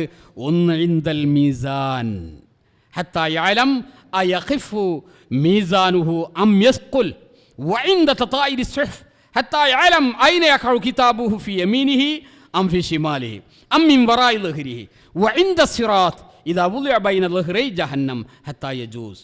ഇമാം അബൂദാവൂദ് റിപ്പോർട്ട് ചെയ്യുന്ന ഹദീസാണ്. 3 ഘട്ടത്തിൽ ഒരാളും മറ്റൊരു മനുഷ്യനെ ആലോചിക്കുന്ന പ്രശ്നമേ ഇല്ല. ഒന്ന് മീസാനിൻ്റെ സന്ദർഭം. മീസാൻ, പരലോകത്ത് മനുഷ്യൻ്റെ പ്രവർത്തനങ്ങൾ കൃത്യമായും രേഖപ്പെടുത്തിയ ഒരു കർമ്മരേഖയുണ്ട്. അതിൻ്റെ പുറമെ ഇതൊക്കെ തൂക്കിക്കണക്കാക്കാൻ കഴിയുന്ന ഒരു സംവിധാനവും ഉണ്ട്. ഇതിവിടെ അല്ല, ഭൂമിയിലില്ല. ഭൂമിയിലുള്ള ജീവിതം എന്ന് പറയുന്നത് പരീക്ഷണാർത്ഥമാണ്. ഇതിനനുസരിച്ചാണ് നാളത്തെ ജീവിതത്തിൻ്റെ അവസ്ഥ ഉണ്ടാകുന്നത്. ഇവിടെ എന്താണോ വിതച്ചത് അതാണ് നമുക്ക് കൊയ്യാൻ കഴിയുക. വിതച്ചത് വിനയാണെങ്കിൽ കൊയ്യാനുള്ളതും വിന തന്നെ, തിനയാണെങ്കിൽ കൊയ്യാനുള്ളത് തിനയാണ്. വിതച്ചത് കൊയ്യും എന്ന് പറഞ്ഞാൽ അതാ ഇവിടുന്ന് എന്തായാലും ഒമൻ യഅമൽ മിസ്കാല ദർറത്തിൻ ഖൈറൻ യറ ഒമൻ യഅമൽ മിസ്കാല ദർറത്തിൻ ശർറൻ യറ. ഒരു ദർറാക്ക് ആണ് തൂക്കം. നന്മ വല്ലതും ചെയ്തിട്ടുണ്ടെങ്കിൽ കാണും, പോകൂല. ഒരു ദർറാക്ക്, ഒരു അണുത്തൂക്കം, അതൊരു തിന്മ വല്ലവനും ചെയ്തിട്ടുണ്ടെങ്കിൽ അതും അവിടുന്ന് അനുഭവിക്കേണ്ടി വരും, ഇല്ലാതെ വിടൂല. അതിനു വേണ്ടിയായി പരലോകം. കുല്ലു നഫ്സിൻ ദായിഖത്തുൽ മൗത്ത്. എല്ലാവരും മരിക്കുക തന്നെ ചെയ്യും. ആരാ അവിടെ മരിക്കാത്ത ഒരാൾ? ആരാണ്? അങ്ങനെ മരിക്കാതെ ജീവിക്കേണ്ടിയിരുന്ന ഒരു വ്യക്തിത്വമുണ്ട് എങ്കിൽ അത് മുഹമ്മദ് മുസ്തഫ സല്ലല്ലാഹു അലൈഹി വസല്ലമ തന്നെ. മുഹമ്മദ് നബി ജീവിച്ചിരിക്കുന്ന കാലത്ത് തന്നെ അള്ളാഹു തആല മുഹമ്മദ് നബിയുടെ മരണത്തെക്കുറിച്ച് പറഞ്ഞു, ഇന്നക മയ്യിത്തുൻ വ ഇന്നഹും മയ്യിത്തൂൻ. മുഹമ്മദ് നബി, നിങ്ങൾ മരിക്കും, അവരും മരിക്കും. നിങ്ങൾ എന്ന് പറഞ്ഞാൽ മുഹമ്മദ് നബി സല്ലല്ലാഹു അലൈഹി വസല്ലം, അവരെന്ന് പറഞ്ഞാൽ റസൂലുള്ളാഹിൻ്റെ മരണത്തോടുകൂടി ഇതൊക്കെ കഥ അവസാനിക്കും, പിന്നെ ഇതിനൊന്നും ആളുണ്ടാവില്ല എന്ന് വിചാരിച്ച് അങ്ങനെ സ്വകാര്യമായി ആഹ്ലാദിക്കുന്ന ചില കറക്ക് കമ്പനികൾ, ഗൂഢസംഘങ്ങൾ അവിടെ പ്രവർത്തിച്ചിരുന്നു, നമുക്കറിയാമല്ലോ. അവരെക്കുറിച്ചാണ് ഈ പറഞ്ഞ 2 കൂട്ടരും മരിക്കും, പിന്നെ പുതിയ ലോകത്താണ് അവർ 2 കൂട്ടരുടെയും എഴുന്നേൽപ്പ്. പക്ഷെ അവരത് നിഷേധിക്കുന്നു. കണ്ണടച്ച് ആയതുകൊണ്ട് ഇരുട്ടാവണമെന്നില്ല. ആര് നിഷേധിക്കുന്നു എന്നതല്ല പ്രശ്നം. പടച്ചറബ് നിശ്ചയിച്ചു, കുല്ലു നഫ്സിൻ ദായിഖത്തുൽ മൗത്ത്. എന്തിനാത്? മരിക്കാനാണെങ്കിൽ പിന്നെ എന്തിനാ ഒരു ജീവിതം? മരണത്തോടു കൂടി തീരുമെങ്കിൽ എന്തിനാണ് ഒരു ജീവിതം? പിന്നെ മരണത്തിന് ശേഷം അല്ലാഹു തആല എന്ത് ചെയ്യുന്നു, എന്തിനു വേണ്ടി മരണശേഷം ഒരു ജീവിതം വെച്ചു? അത് ഖുർആൻ പറയുന്നു, വഇന്നമാ തുവഫൗന ഉജൂറക്കും യൗമൽ ഖിയാമ ഫമൻ സുഹ്സിഹ അനിൻ നാരി വഉദ്ഖിലൽ ജന്ന ഫഖദ് ഫാസ് വമൽ ഹയാത്തുദ് ദുനിയ ഇല്ലാ മതാഉൽ ഗുറൂർ. മരണശേഷം വെച്ചിട്ടുള്ള ജീവിതത്തിൻ്റെ താല്പര്യം ഖുർആൻ പറയുന്നു, അവിടുന്ന് കൃത്യമായി അനുയോജ്യമായി തക്കതായ പ്രതിഫലം ലഭിക്കുകയുള്ളൂ. ഇവിടുന്ന് നടക്കൂല. ഇവിടെ എന്തെല്ലാം കളിയാണ് നടക്കുന്നത് ഈ ഭൂമിയിൽ. നല്ല കുഴപ്പക്കാർ നല്ല സുന്ദരന്മാരായി മാലോകരുടെ അടുക്കൽ മാന്യന്മാരായി നിലകൊള്ളുന്നു. പാതിരാവിൽ സൂര്യൻ ഉദിച്ചാൽ പലരുടെയും പകൽ മാന്യത പിച്ചു ചീന്തപ്പെടുമെന്ന് പ്രയോഗം തന്നെയുണ്ട്. അപ്പോൾ പലരും പകൽമാന്യന്മാരായി എന്നാൽ രാത്രീഞ്ചരന്മാരായി പല കള്ളക്കളികളും നടത്തി അങ്ങനെ നടക്കുന്നു. പക്ഷെ അത് പരലോകത്ത് നിന്ന് അതിൻ്റെ കള്ളികൾ പൊളിയുള്ളൂ. ഇവിടെ അങ്ങനെ പോയി വരും. പലതും പിടിക്കപ്പെടാറില്ല, പലതും അറിയപ്പെടാറില്ല, പലർക്കും അനുയോജ്യമായ ശിക്ഷ ലഭിക്കില്ല. ഒരാളെ കൊന്നവനും 100 ആളെ കൊന്നവനും 1000 ആളെ കൊന്നവനും 1,00,000 പേരെ കൊന്നവനും എന്താ അവിടുത്തെ ഏർപ്പാട്? എല്ലാ കടമ്പകളും കഴിഞ്ഞാൽ ഒരിക്കൽ ഒരു വേള വേണമെങ്കിൽ അതിന് ഒരു വധശിക്ഷ നടപ്പിലാക്കിയേക്കും. അതിന് തന്നെയും പലതരം കടമ്പകളുണ്ട്. എങ്കിൽ അള്ളാഹു പറയുന്നു, മരണശേഷമാണ് അനുയോജ്യമായ തക്കതായ പരിപൂർണമായ പ്രതിഫലം ലഭിക്കുകയുള്ളൂ. വഇന്നമാ തുവഫൗന ഉജൂറക്കും യൗമൽ ഖിയാമ. പുനർത്തെഴുന്നേൽപ്പ് നാളിലേ അതിന് സാധിക്കുകയുള്ളൂ. ഈ ഭൂമിയിൽ ഇങ്ങനെയൊക്കെ തന്നെ. ഇത് ഭൂമിയാണ്, ഇവിടെ അങ്ങനെയൊക്കെ തന്നെയാണ്. ഇത് പരീക്ഷണാർത്ഥമാണ്. അതുകൊണ്ട് ബേജാറാകേണ്ടതില്ല. കിട്ടിയതിൽ നമ്മൾ അമിതമായി ആഹ്ലാദിക്കുകയോ നഷ്ടപ്പെട്ടതിൽ വല്ലാതെ ദുഃഖിക്കുകയോ വേണ്ടത് ഇങ്ങനെ തന്നെയാണ്. ഈ ഭൂമിയുടെ ചേലും കോലവും ഇങ്ങനെ തന്നെയാണ്. ഇതിൽ ഞാരെന്തൊക്കെ നേടിയാലും, മലയാളത്തിലൊരു കവി പറയുന്നത് കേട്ടിട്ടില്ലേ, ഒരിക്കൽ ഈ ജഗത്തെയും ജഡത്തെയും പിരിഞ്ഞു നാം തിരിക്കണം, വിസമ്മതങ്ങളൊന്നുമേ പലപ്പെടാം, തിരിച്ചു പിന്നെ വന്നിടാത്ത യാത്രയാണതാകിലും കരത്തിലുള്ളതൊക്കെ നാം അതിർത്തിയിൽ ത്യജിക്കണം. എന്തുണ്ടാക്കി? കോടീശ്വരനായി. അങ്ങനെയാണ് മലയാളത്തിലെ പ്രയോഗം കേട്ടോ. അങ്ങനെയൊക്കെ ഉണ്ടാക്കി ഓനെവിടെ കൊണ്ടുവെക്കണ്? ആ മുക്കാപ്പുത്തന് ഭൗതിക വിഭവമില്ലാത്തവനെ കൊണ്ടുവെക്കുന്നത് പോലെ തന്നെ ഇനി അതാണ്ട് കോൺക്രീറ്റ് ആക്കി, അല്ല വേറെന്തെങ്കിലും മാർബിളാക്കി, എന്നിട്ടെന്താ കാര്യം? എന്നിട്ടെന്താ ഈ ശവക്കുഴി അത് മാർബിളാക്കിയിട്ട് എന്താ കാര്യം? ഒരു കാര്യമില്ല, ഒരു കാര്യമില്ല. അമല് കൊണ്ട് മാർബിളാക്കണം, അമല് കൊണ്ട് കോൺക്രീറ്റ് ആക്കണം, അമല് കൊണ്ട് പവിത്രമാക്കണം, എങ്കിൽ രക്ഷ. നാം അത് വിശദീകരിച്ചുവല്ലോ. അതുകൊണ്ട് തന്നെയാണ് റസൂലുള്ളാഹി സ്വല്ലല്ലാഹു അലൈഹി വസല്ലം പറഞ്ഞു 3 സ്ഥലത്ത് യാതൊരു ആലോചനയും ഉണ്ടാവില്ല. ഒന്ന്, ഈ മീസാൻ കർമ്മങ്ങൾ തൂക്കിക്കണക്കാക്കുന്ന സ്ഥലത്ത് അങ്ങനെ നോക്കുക എല്ലാവരും, എങ്ങനെയുണ്ട്, എവിടെ ഉണ്ട് ആ തൂക്കക്കട്ടിമ്മൽ, അതിങ്ങനെ നന്മയും തിന്മയും വെച്ച് തൂക്കുകയാണ്. എവിടെയാണ് ഏതിനാണ് മുൻതൂക്കം? മുൻതൂക്കം നന്മക്കുണ്ടെങ്കിൽ രക്ഷ, ഇല്ലെങ്കില്ല. അത് കഴിഞ്ഞാൽ അത് തന്നെയാണ് ഏറ്റവും വലിയ കടമ്പയും. അതാണ് ആ സമയത്ത് വേറൊരുത്തന്നെ തലയെ കത്തുമ്പോൾ മലയെ കത്തലില്ല എന്ന്. തെക്കൻ കേരളത്തിലൊക്കെ ചില ആളുകൾ പറയാറുണ്ട്, തള്ളക്കിട്ട് വരുമ്പോൾ പിള്ളയെ കൊണ്ട് തടുക്കും. അത് തന്നെയാണ് സംഗതി, അത് 100% ശരിയാണ്. അതുകൊണ്ട് തന്നെ വേറെയുള്ള ആളുകളെക്കുറിച്ച് ആലോചിക്കുന്ന പരിപാടി തന്നെ അവിടെ ഉണ്ടാവുകയില്ല ഈ മീസാനിൻ്റെ സമയത്ത്. ഹത്താ യഅലമ അയഖിഫു മീസാനുഹു അം യസ്ഖുൽ, അല്ല തൻ്റെ മീസാൻ ഘനം തൂങ്ങുന്നുവോ അല്ല ലഘൂകരിക്കപ്പെടുന്നുവോ, ഇതാണ് ആലോചന. പിന്നെ രണ്ടാമത്തെ രംഗം വഇൻദ തതാഇരി സുഹ്, കർമ്മരേഖ സമർപ്പണ സമയത്ത് അങ്ങനെയുണ്ടൊരു പരിപാടി. ഓരോരുത്തർ അലിഫ് മുതൽ യാ വരെ അവനവൻ്റെ വിലാദത്ത് മുതൽ മൗത്ത് വരെയുള്ള ഏർപ്പാട് അത് മുഴുവനും രേഖപ്പെടുത്തുകയാണ്. അതിനായിട്ട് പ്രത്യേകം സംവിധാനവും. ഞാൻ ആ വിശദീകരണത്തിലേക്ക് ഇറങ്ങുന്നില്ല. ആ രീതിയിൽ തയ്യാറാക്കിയ കർമ്മരേഖ അവിടെ അവൻ ആലോചിക്കുന്നു, ഹത്താ യഅലമ ഐന യഖഉ കിതാബുഹു ഫി യമീനിഹി അം ഫി ശിമാലിഹി അം മിൻ വറാഇ ലഹ്രിഹി, വലതു ഭാഗത്ത് കൂടെ കിട്ടുമോ ഇടതു ഭാഗത്ത് കൂടെ കിട്ടുമോ, പിറകു വശത്തിൽ പരിഗണനയില്ലാതെ കിട്ടുമോ, ഇതാണ് ആലോചന. വലത്തുപുറത്ത് കൂടെ കിട്ടുകയാണെങ്കിൽ കഴിച്ചിലായി, ബാക്കി 2 പുറവും നല്ലതല്ല. മനുഷ്യന്മാരുടെ 3 സംവിധാനത്തെക്കുറിച്ച്, 3 ഈ രൂപങ്ങളെക്കുറിച്ച്, 3 ഫിർക്കത്തിനെക്കുറിച്ച് ഒക്കെ പ്രതിപാദിക്കുന്നത് ഖുർആനിൽ നിന്ന് നമുക്ക് കാണാൻ കഴിയും. അതിൽ ഒരു കൂട്ടറും അസ്ഹാബുൽ യമീൻ, വേറൊരു കൂട്ടർ അസ്ഹാബ് ഷിമാൽ. ഈ അസ്ഹാബ് ഷിമാലിൽ തന്നെ തനി പിന്തിരിപ്പന്മാരാണ് വറാ ലഹർ. അത് 2 ഏറെക്കുറെ ഒന്ന് തന്നെയാണ്. വറാ ലഹർ പറഞ്ഞാൽ പിറകു വശത്തിലൂടെ ഗ്രന്ഥ സമർപ്പണം, അവനെ മൈൻഡ് ചെയ്യുന്നില്ല. ആ രൂപത്തിൽ അതാണ് രണ്ടാമത്തെ. അത് കിട്ടി കഴിച്ചിലായാൽ അങ്ങനെ നല്ല ക്ലിയർ ആണെങ്കിൽ വലതുവശത്തിലൂടെ ഗ്രന്ഥം കിട്ടിയവൻ സന്തോഷം കൊണ്ട് പറയും, ഹാവു മുഖറു കിതാബിയ, വായിച്ചു നോക്കിയാട്ടെ എൻ്റെ കർമ്മരേഖ, ഇനി ലനന്തു അന്നി മുലാഖിൻ ഹിസാബിയ. ഇങ്ങനെയൊക്കെ ഉണ്ടാകുമെന്ന് ഞാൻ നേരത്തെ തന്നെ കണക്കൂട്ടി, അതിനനുസരിച്ച് ഇങ്ങനെ ജീവിതം ക്രമീകരിച്ചു. അതുകൊണ്ട് അവന് ആശ്വസിക്കാൻ അവകാശമുണ്ട്, അവന് ആഹ്ലാദിക്കാൻ അവകാശമുണ്ട്. അവൻ്റെ കർമ്മരേഖ ആരുടെയും മുമ്പിൽ സധൈര്യം പ്രദർശിപ്പിക്കുന്നു. ബാക്കിയുള്ളവരുടെ കാര്യം കുമ്പളങ്ങ തന്നെ, കഷ്ടപ്പാട് തന്നെ. അതാണ് കഴിഞ്ഞ് കിട്ടിയെന്ന്. അതാ പിന്നെ മൂന്നാമത്തെ രംഗം റസൂൽ കരീം സല്ലല്ലാഹു അലൈഹി വസല്ലം പറയുന്നു, വഇൻദ സിറാത്ത്. സിറാത്ത് എന്ന് പറയുന്ന പരലോകത്തിലൊരു സംവിധാനമാണ്. നരകത്തിൻ്റെ മുകളിലൂടെ ഉള്ള ഒരു പ്രത്യേകം പാസേജ്. അത് മുമ്പൊക്കെ ആൾക്കാർ പറഞ്ഞു, ഫാത്തിമ ബീബിൻ്റെ മുടിയില്ലേ, മുടിനാരെ 7 ചീന്തിയിട്ട് കുട്ടിക്കാലത്തൊക്കെ കേട്ട പാട്ടിൻ്റെ ശകലം ഓർമ്മയിൽ വന്നതാണ്. ആ ഫാത്തിമ ബീബിൻ്റെ മുടി 7 ചീന്തി, അതാണല്ലോ സിറാത്ത്. ആര് പറഞ്ഞു? അതൊക്കെ ഷിയാക്കൾ പറഞ്ഞുണ്ടാക്കിയതാ. ഷിയാക്കൾ ഓരോന്ന് പറഞ്ഞുണ്ടാക്കി, അത് മുൻപിൻ നോക്കാതെ സുന്നികളാണെന്ന് പറയുന്നവർ പിടിച്ചു വിഴുങ്ങി, അത്ര തന്നെ. അതിൽ കവിഞ്ഞ് യാതൊരു പരിഗണനയും അതിന് നാം കൽപ്പിക്കേണ്ടതില്ല. യഥാർത്ഥത്തിൽ സിറാത്ത് എന്ന് പറഞ്ഞാൽ നരകത്തിലൂടെയുള്ള ഒരു പാസേജ്. അവിടെ വെച്ചിട്ട് ഇടപാടൊക്കെ തീർക്കേണ്ടി വരുമെന്ന് പറഞ്ഞ് തീർത്തിട്ടല്ല, അതാണ് മുന്നോട്ട് പോകാൻ കഴിയില്ല. അങ്ങനെ ഇതാ ബൂദിയ ബൈനൽ ഹിറൈ ജഹന്നം, എവിടെ അതുണ്ടാവുക? ഹദീസിൽ തന്നെ കാണുന്നു, അത് ജഹന്നം, നരകത്തിന് മുകളിലൂടെയുള്ള ഒരു പാസേജാണ്. വൈമിൻകും ഇല്ലാ വാരിദൂഹാ കാന അലാ റബ്ബിക ഹത്മം മഖ്ദിയ, ഖുർആൻ. അവിടെ നരകത്തിൻ്റെ അടുത്തേക്ക് എല്ലാവരും എത്തുന്നു. അത് പടച്ചോൻ്റെ നിശ്ചയ. ഏതിൽ നിന്നാണ് രക്ഷപ്പെട്ടത് എന്നറിയാൻ വിശ്വാസികൾക്ക് ഇത് ഉതകും. ഈ ജാതി ഒരു ദുര്യോഗം പിടിച്ച, ഈ ജാതി ഒരു ക്ഷീണം പിടിച്ച, കഷ്ടപ്പാട് പിടിച്ച, അലോസരം പിടിച്ച, കരയാൻ മാത്രം അവകാശപ്പെട്ട ഒരു വല്ലാത്ത വിലാപ കേന്ദ്രത്തിൽ നിന്ന്, ചുടുകേന്ദ്രത്തിൽ നിന്ന്, രക്ഷയില്ലാത്ത കേന്ദ്രത്തിൽ നിന്ന് രക്ഷപ്പെട്ടുവല്ലോ. അതുകൊണ്ട് തന്നെ സ്വർഗത്തിൽ അങ്ങോട്ട് കാല് വെച്ചാൽ അൽഹംദുലില്ലാ എന്ന് മനുഷ്യൻ ഓട്ടോമാറ്റിക്കലി പറയും, ഇതിന്നാണ് രക്ഷപ്പെട്ടല്ലോ.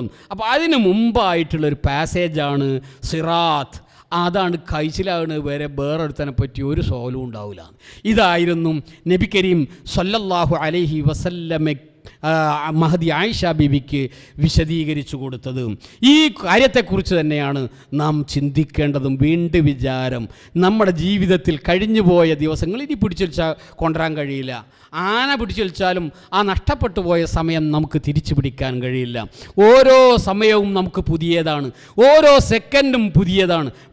ഒഴുകുന്ന വെള്ളത്തിൽ കുളിച്ചോടുത്ത് കുളിക്കാൻ കഴിയില്ല എന്ന് ആൾക്കാർ പറയാറുണ്ട്.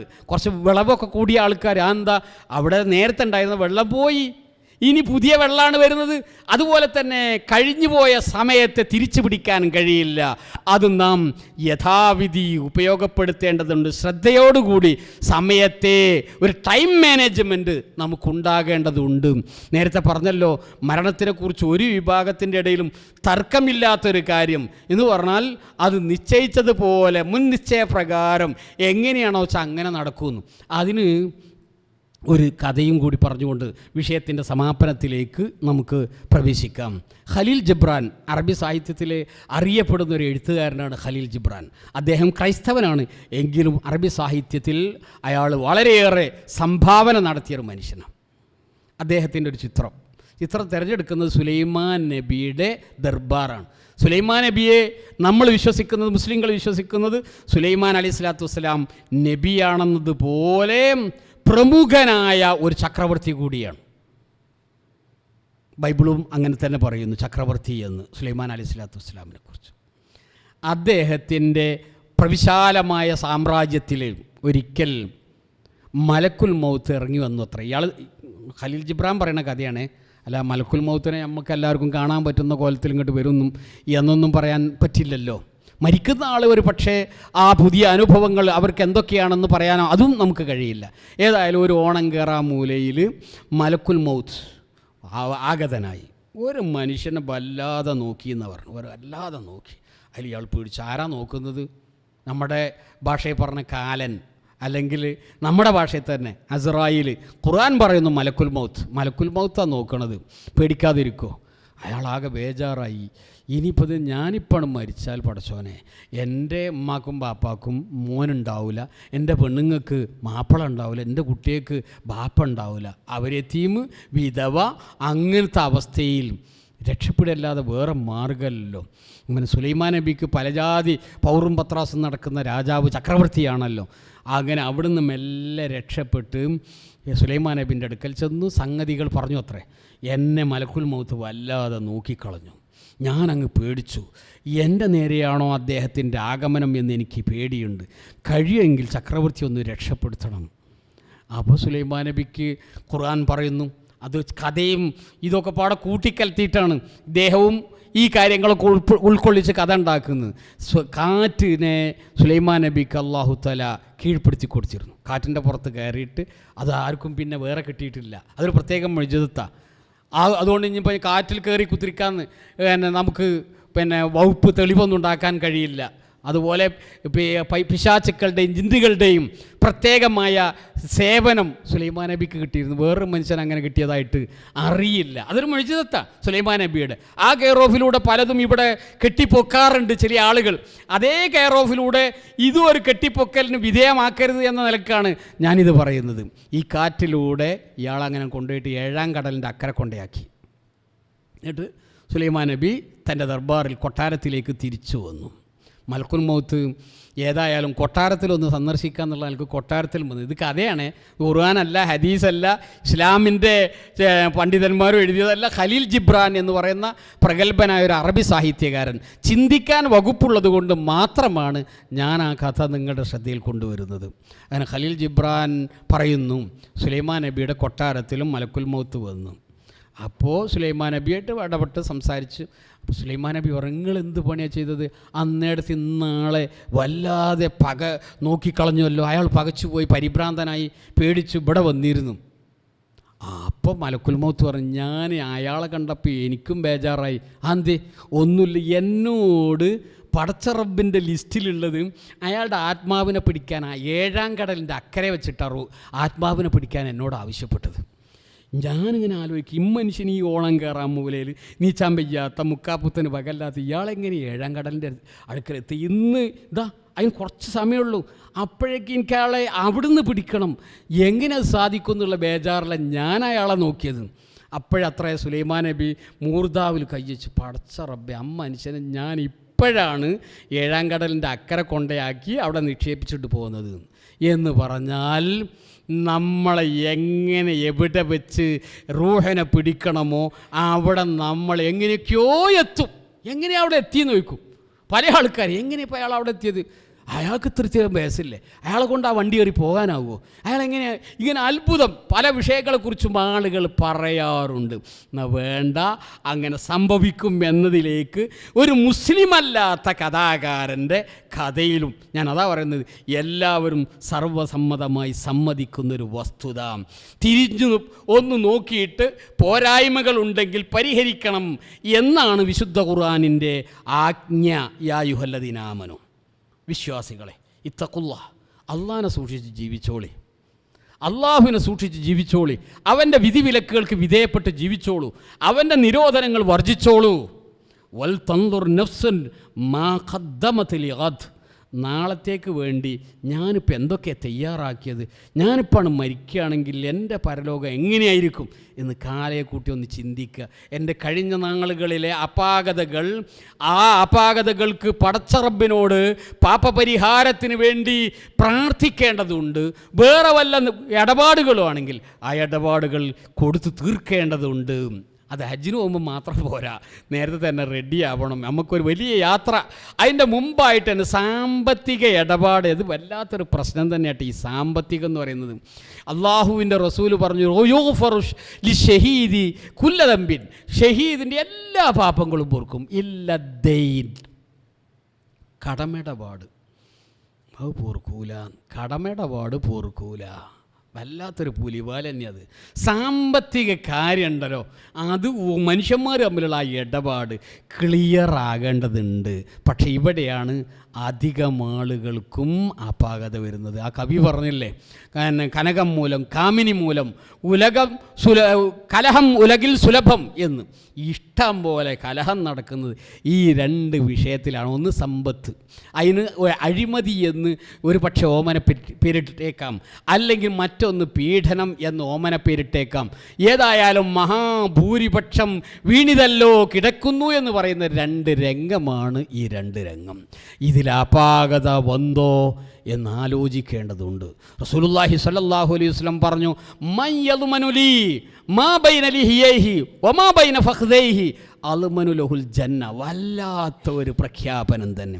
മൻ യദ്മനുനി, ആരുണ്ടെനിക്ക് ജാമ്യം നിൽക്കാൻ തയ്യാർ. എൻ്റെ അടുക്കൽ ലാമിൻ എന്ന് പറഞ്ഞാൽ ജാമ്യം, അതന്നെ, അത് അറബിയിൽ നിന്ന് എടുത്തതായി ഈ ജാമ്യം മലയാളത്തേക്ക്. ലാമിൻ, ജാമ്യം നിൽക്കുന്നവൻ. മൻ യളുമനിലി, ആരെൻ്റെ മുമ്പിൽ ജാമ്യം നിൽക്കാൻ തയ്യാറുണ്ട്. മാ ബൈന ഫഖ്ദൈഹി വമാ ബൈന ലിഹ്യൈഹി, രണ്ട് താടിയെല്ലുകൾക്കുള്ള വിഷയവും രണ്ട് തുടയെല്ലുകൾക്കുള്ള വിഷയവും അതിൽ അസ്ഥാനത്തിൽ ഒരു പ്രയോഗവും നടന്നിട്ടില്ല എന്ന് ഉറപ്പ് പറയാൻ ആർക്ക് കഴിയുമോ, അൽമനു ലഹുൽ ജന്ന, ഞാൻ അവന് സ്വർഗം ജാമ്യം എന്ന് തിരുമേനി സല്ലല്ലാഹു അലൈഹി വസല്ലം പഠിപ്പിക്കുന്നു. വല്ലാത്തൊരു പ്രയോഗം തന്നെയാണ്, ശ്രദ്ധിക്കേണ്ടതുണ്ടെന്ന്. അതുകൊണ്ട് നാളേക്ക് വേണ്ടി എൻ്റെ അടുത്ത് പോരായ്മകൾ എന്തൊക്കെയുണ്ട്, അത് പരിഹരിക്കാൻ ഇപ്പോഴാണ് ചിന്തിക്കേണ്ടത്, നേരത്തെയാണ് ചിന്തിക്കേണ്ടത്, അവസരമുള്ളപ്പോഴാണ് ചിന്തിക്കേണ്ടത്. 7, 14, 90 കഴിഞ്ഞിട്ട് 13-ാം മണിക്കൂറിലല്ല എന്ന്. മഹദ്ദമത്തുൽ യൗത്ത് വത്തഖുള്ള, ഒരേ ആയത്തിൽ തഖ്വയെക്കുറിച്ച് 2 പ്രാവശ്യം ആവർത്തിച്ച ഏക ആയത്ത് ഇതാണ്. സൂറത്തുൽ ഹശറിലെ 20-ാമത്തെ ആയത്ത്. യാ അയ്യുഹല്ലദീന ആമനു തഖുല്ലാഹ്, വിശ്വാസികളെ അള്ളാഹിനെ സൂക്ഷിച്ച് ജീവിച്ചോളി. വൽ തൻദുർ നഫ്സുൻ മാ ഖദ്ദമത് ലിഗദ്, നാളേക്ക് എന്തൊക്കെ തയ്യാറാക്കി, എന്തെങ്കിലുമൊക്കെ പോരായ്മയുണ്ടോ അതൊക്കെ ആലോചിച്ച് കണ്ടെത്തി പരിഹാരമുണ്ടാക്കിക്കോളൂ. വത്തഖുല്ലാ, വീണ്ടും ആവർത്തിക്കുന്നു, അള്ളാഹിനെ സൂക്ഷിച്ച് ജീവിച്ചോളൂ. ഇന്നല്ലാഹ ഖബീറും ബിമാ തഅമലൂൻ, അള്ളാഹു നിങ്ങളുടെ ചെയ്തികളെക്കുറിച്ച് സൂക്ഷ്മമായി അറിയുന്നു. വലാ തകൂനു കല്ലദീന നസുല്ലാഹ്, അള്ളാനെ മറന്ന് ആ കമ്പനിയെപ്പോലെ നിങ്ങളാകരുത്. അള്ളാനെ മറന്ന് താൻ തോന്നിത്ത ജീവിതം നയിക്കുന്നവരെ പോലെ നിങ്ങളാകരുത്. അങ്ങനെ ആയാൽ അള്ളാഹ് നിങ്ങളെയും മറക്കുന്നു, അള്ളാഹു തആല നിങ്ങളെയും മറക്കുന്നിട്ട് പറയുന്നു, ലാ യസ്തവി അസ്ഹാബുൻ നാരി വ അസ്ഹാബുൽ ജന്ന, നരകക്കാരും സ്വർഗക്കാരും ഒരിക്കലും ഒരുപോലെയല്ല, സമമല്ല. അസ്ഹാബുൽ ജന്നത്തി ഹുമുൽ ഫായിസൂൻ. സ്വർഗത്തിലെത്തിയവൻ കഴിച്ചിലായി, സ്വർഗത്തിലെത്തിയവൻ രക്ഷപ്പെട്ടു. അത് തന്നെയാണ് നമ്മുടെ ആത്യന്തിക ലക്ഷ്യം. അതിനു വേണ്ടിയാണ് ജീവിതത്തെക്കുറിച്ച് മുൻകൂട്ടി ഹാസിബു അംഫുസക്കും ഖബ്ല അൻ തുഹാസബു, വലിയ വിചാരണ വരുന്നുണ്ട്, അതിന് മുമ്പായി ആത്മവിചാരണ നടത്തുക എന്ന്. വലിയ വിചാരണയുടെ ഒരു ചെറിയ ചിത്രം നാം നേരത്തെ കേൾക്കുകയുണ്ടായി. റസൂലുള്ളാഹി സ്വല്ലല്ലാഹു അലൈഹി വസല്ലം പറഞ്ഞത് വീണ്ടും ഒരായത്ത് കൂടി, യൗമ തജിദു കുല്ലു നഫ്സിൻ മാ അമിലത് മിൻ ഖൈരിൻ മഹ്ളറ മിൻ ഷർരിൻ. അതും അങ്ങനെ തന്നെ. നിങ്ങൾ നന്മയായി എന്തൊക്കെ ചെയ്തിട്ടുണ്ടോ അത് നിങ്ങളുടെ മുന്നിൽ അത് ഹാജരാക്കും, കാണും മുഖാമുഖം. വമാ അമിലത്ത് മിൻ സൂഇൻ, അതുപോലെ തിന്മയായിട്ട് എന്തൊക്കെ പ്രവർത്തിച്ചോ അത് നിങ്ങളുടെ മുമ്പിൽ പച്ചയ്ക്ക് കാണാൻ കഴിയും. ആ സമയത്ത് തവദ്ദു ലൗ അന്ന ബൈനഹാ വബൈനഹു അമദം ബഈദ, നന്മയായും തിന്മയായും ഓരോരുത്തരും പ്രവർത്തിച്ചത് തൻ്റെ മുമ്പിൽ പ്രത്യക്ഷമായി അനുകൂലമായും പ്രതികൂലമായും നിൽക്കുമ്പോൾ മനുഷ്യൻ ആഗ്രഹിച്ചു പോകും, ഞാനും ഈ കർമ്മങ്ങളും തമ്മിൽ അകലങ്ങൾ ഉണ്ടായിരുന്നുവെങ്കിൽ എന്ന്. വയുഹദ്ദിറുക്കുമുല്ലാഹു നഫ്സഹു, അള്ളാഹു അവനെപ്പറ്റി നിങ്ങൾക്ക് താക്കീത് നൽകുകയാണ്. വല്ലാഹു റഊഫും ബിൽ ഇബാദ്. അതേസമയം അള്ളാഹുവിൻ്റെ വിഷയത്തിൽ നിരാശപ്പെടേണ്ടതില്ല. അവൻ്റെ അടിയാറുകളോട് ഏറെ കൃപാലുവാണ്. അതുകൊണ്ട് അപാകതകൾ, അവനുമായി ഉള്ള ബന്ധത്തിൽ അപാകതകളുണ്ടെങ്കിൽ ഖേദിച്ച് മടങ്ങുക. മനുഷ്യബന്ധങ്ങളിൽ, സാമ്പത്തിക കാര്യങ്ങളിൽ അത് പരമാവധി മനുഷ്യരുമായി തീർക്കുക. മരണപ്പെട്ടു പോയെങ്കിൽ പിന്നെ നമുക്കൊരേ കേന്ദ്രമുള്ളൂ, അത് അള്ളാഹു മാത്രം.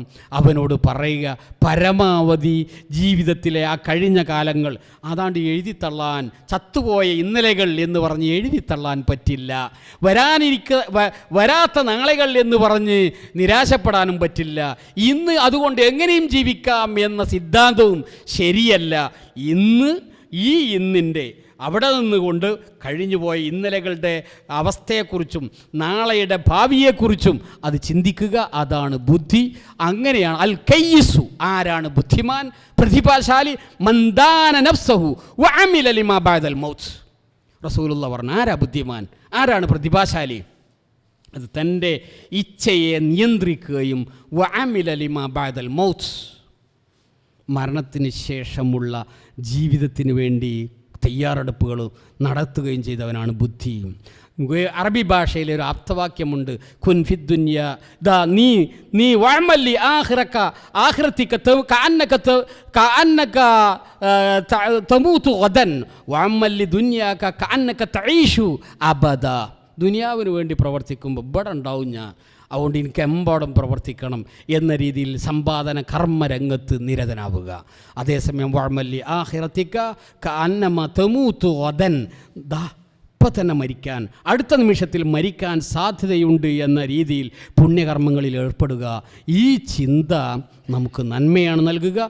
തയ്യാറെടുക്കുക. പടച്ചറബ് ഈ സന്ദർഭത്തിൽ ഇതാ ഒരു പുതിയ വർഷത്തിൻ്റെ പുലരിയെ അത് പടക്കം പൊട്ടിച്ചും കള്ളു കുടിച്ചും അങ്ങനെ സ്വീകരിക്കാനുള്ളതല്ല. പ്രാർത്ഥനയോടുകൂടി, പ്രതീക്ഷയോടുകൂടി, റബ്ബേ എന്ന മനോഭാവത്തോടുകൂടി അതിനെ സ്വീകരിക്കുക. കുതിര വിടാനുള്ളതല്ല ജീവിതം, അങ്ങനെ തകർക്കാനുള്ളതല്ല ജീവിതം എന്ന ആ റബ്ബിൻ്റെ, പ്രവാചകൻ്റെ ആഹ്വാനം അത് നമ്മുടെ ജീവിതത്തിൽ മനസ്സിൽ കൊത്തിവെക്കുക. നല്ല രീതിയിൽ മുന്നോട്ട് പോകാൻ പടച്ചറബ്ബ് നമുക്ക് തൗഫീക്ക് നൽകുമാറാവട്ടെ. നമ്മളിൽ നിന്ന് വന്നുപോയ അബദ്ധങ്ങളും അപാകതകളും നാഥൻ വിട്ടുപുറത്ത് മാപ്പായി തരുമാറാവട്ടെ. ربنا تقبل منا إنك أنت السميع العليم وتب علينا إنك أنت التواب الرحيم. ربنا ظلمنا أنفسنا وإن لم تغفر لنا وترحمنا لنكونن من الخاسرين. ربنا آتنا في الدنيا حسنة وفي الآخرة حسنة وقنا عذاب النار.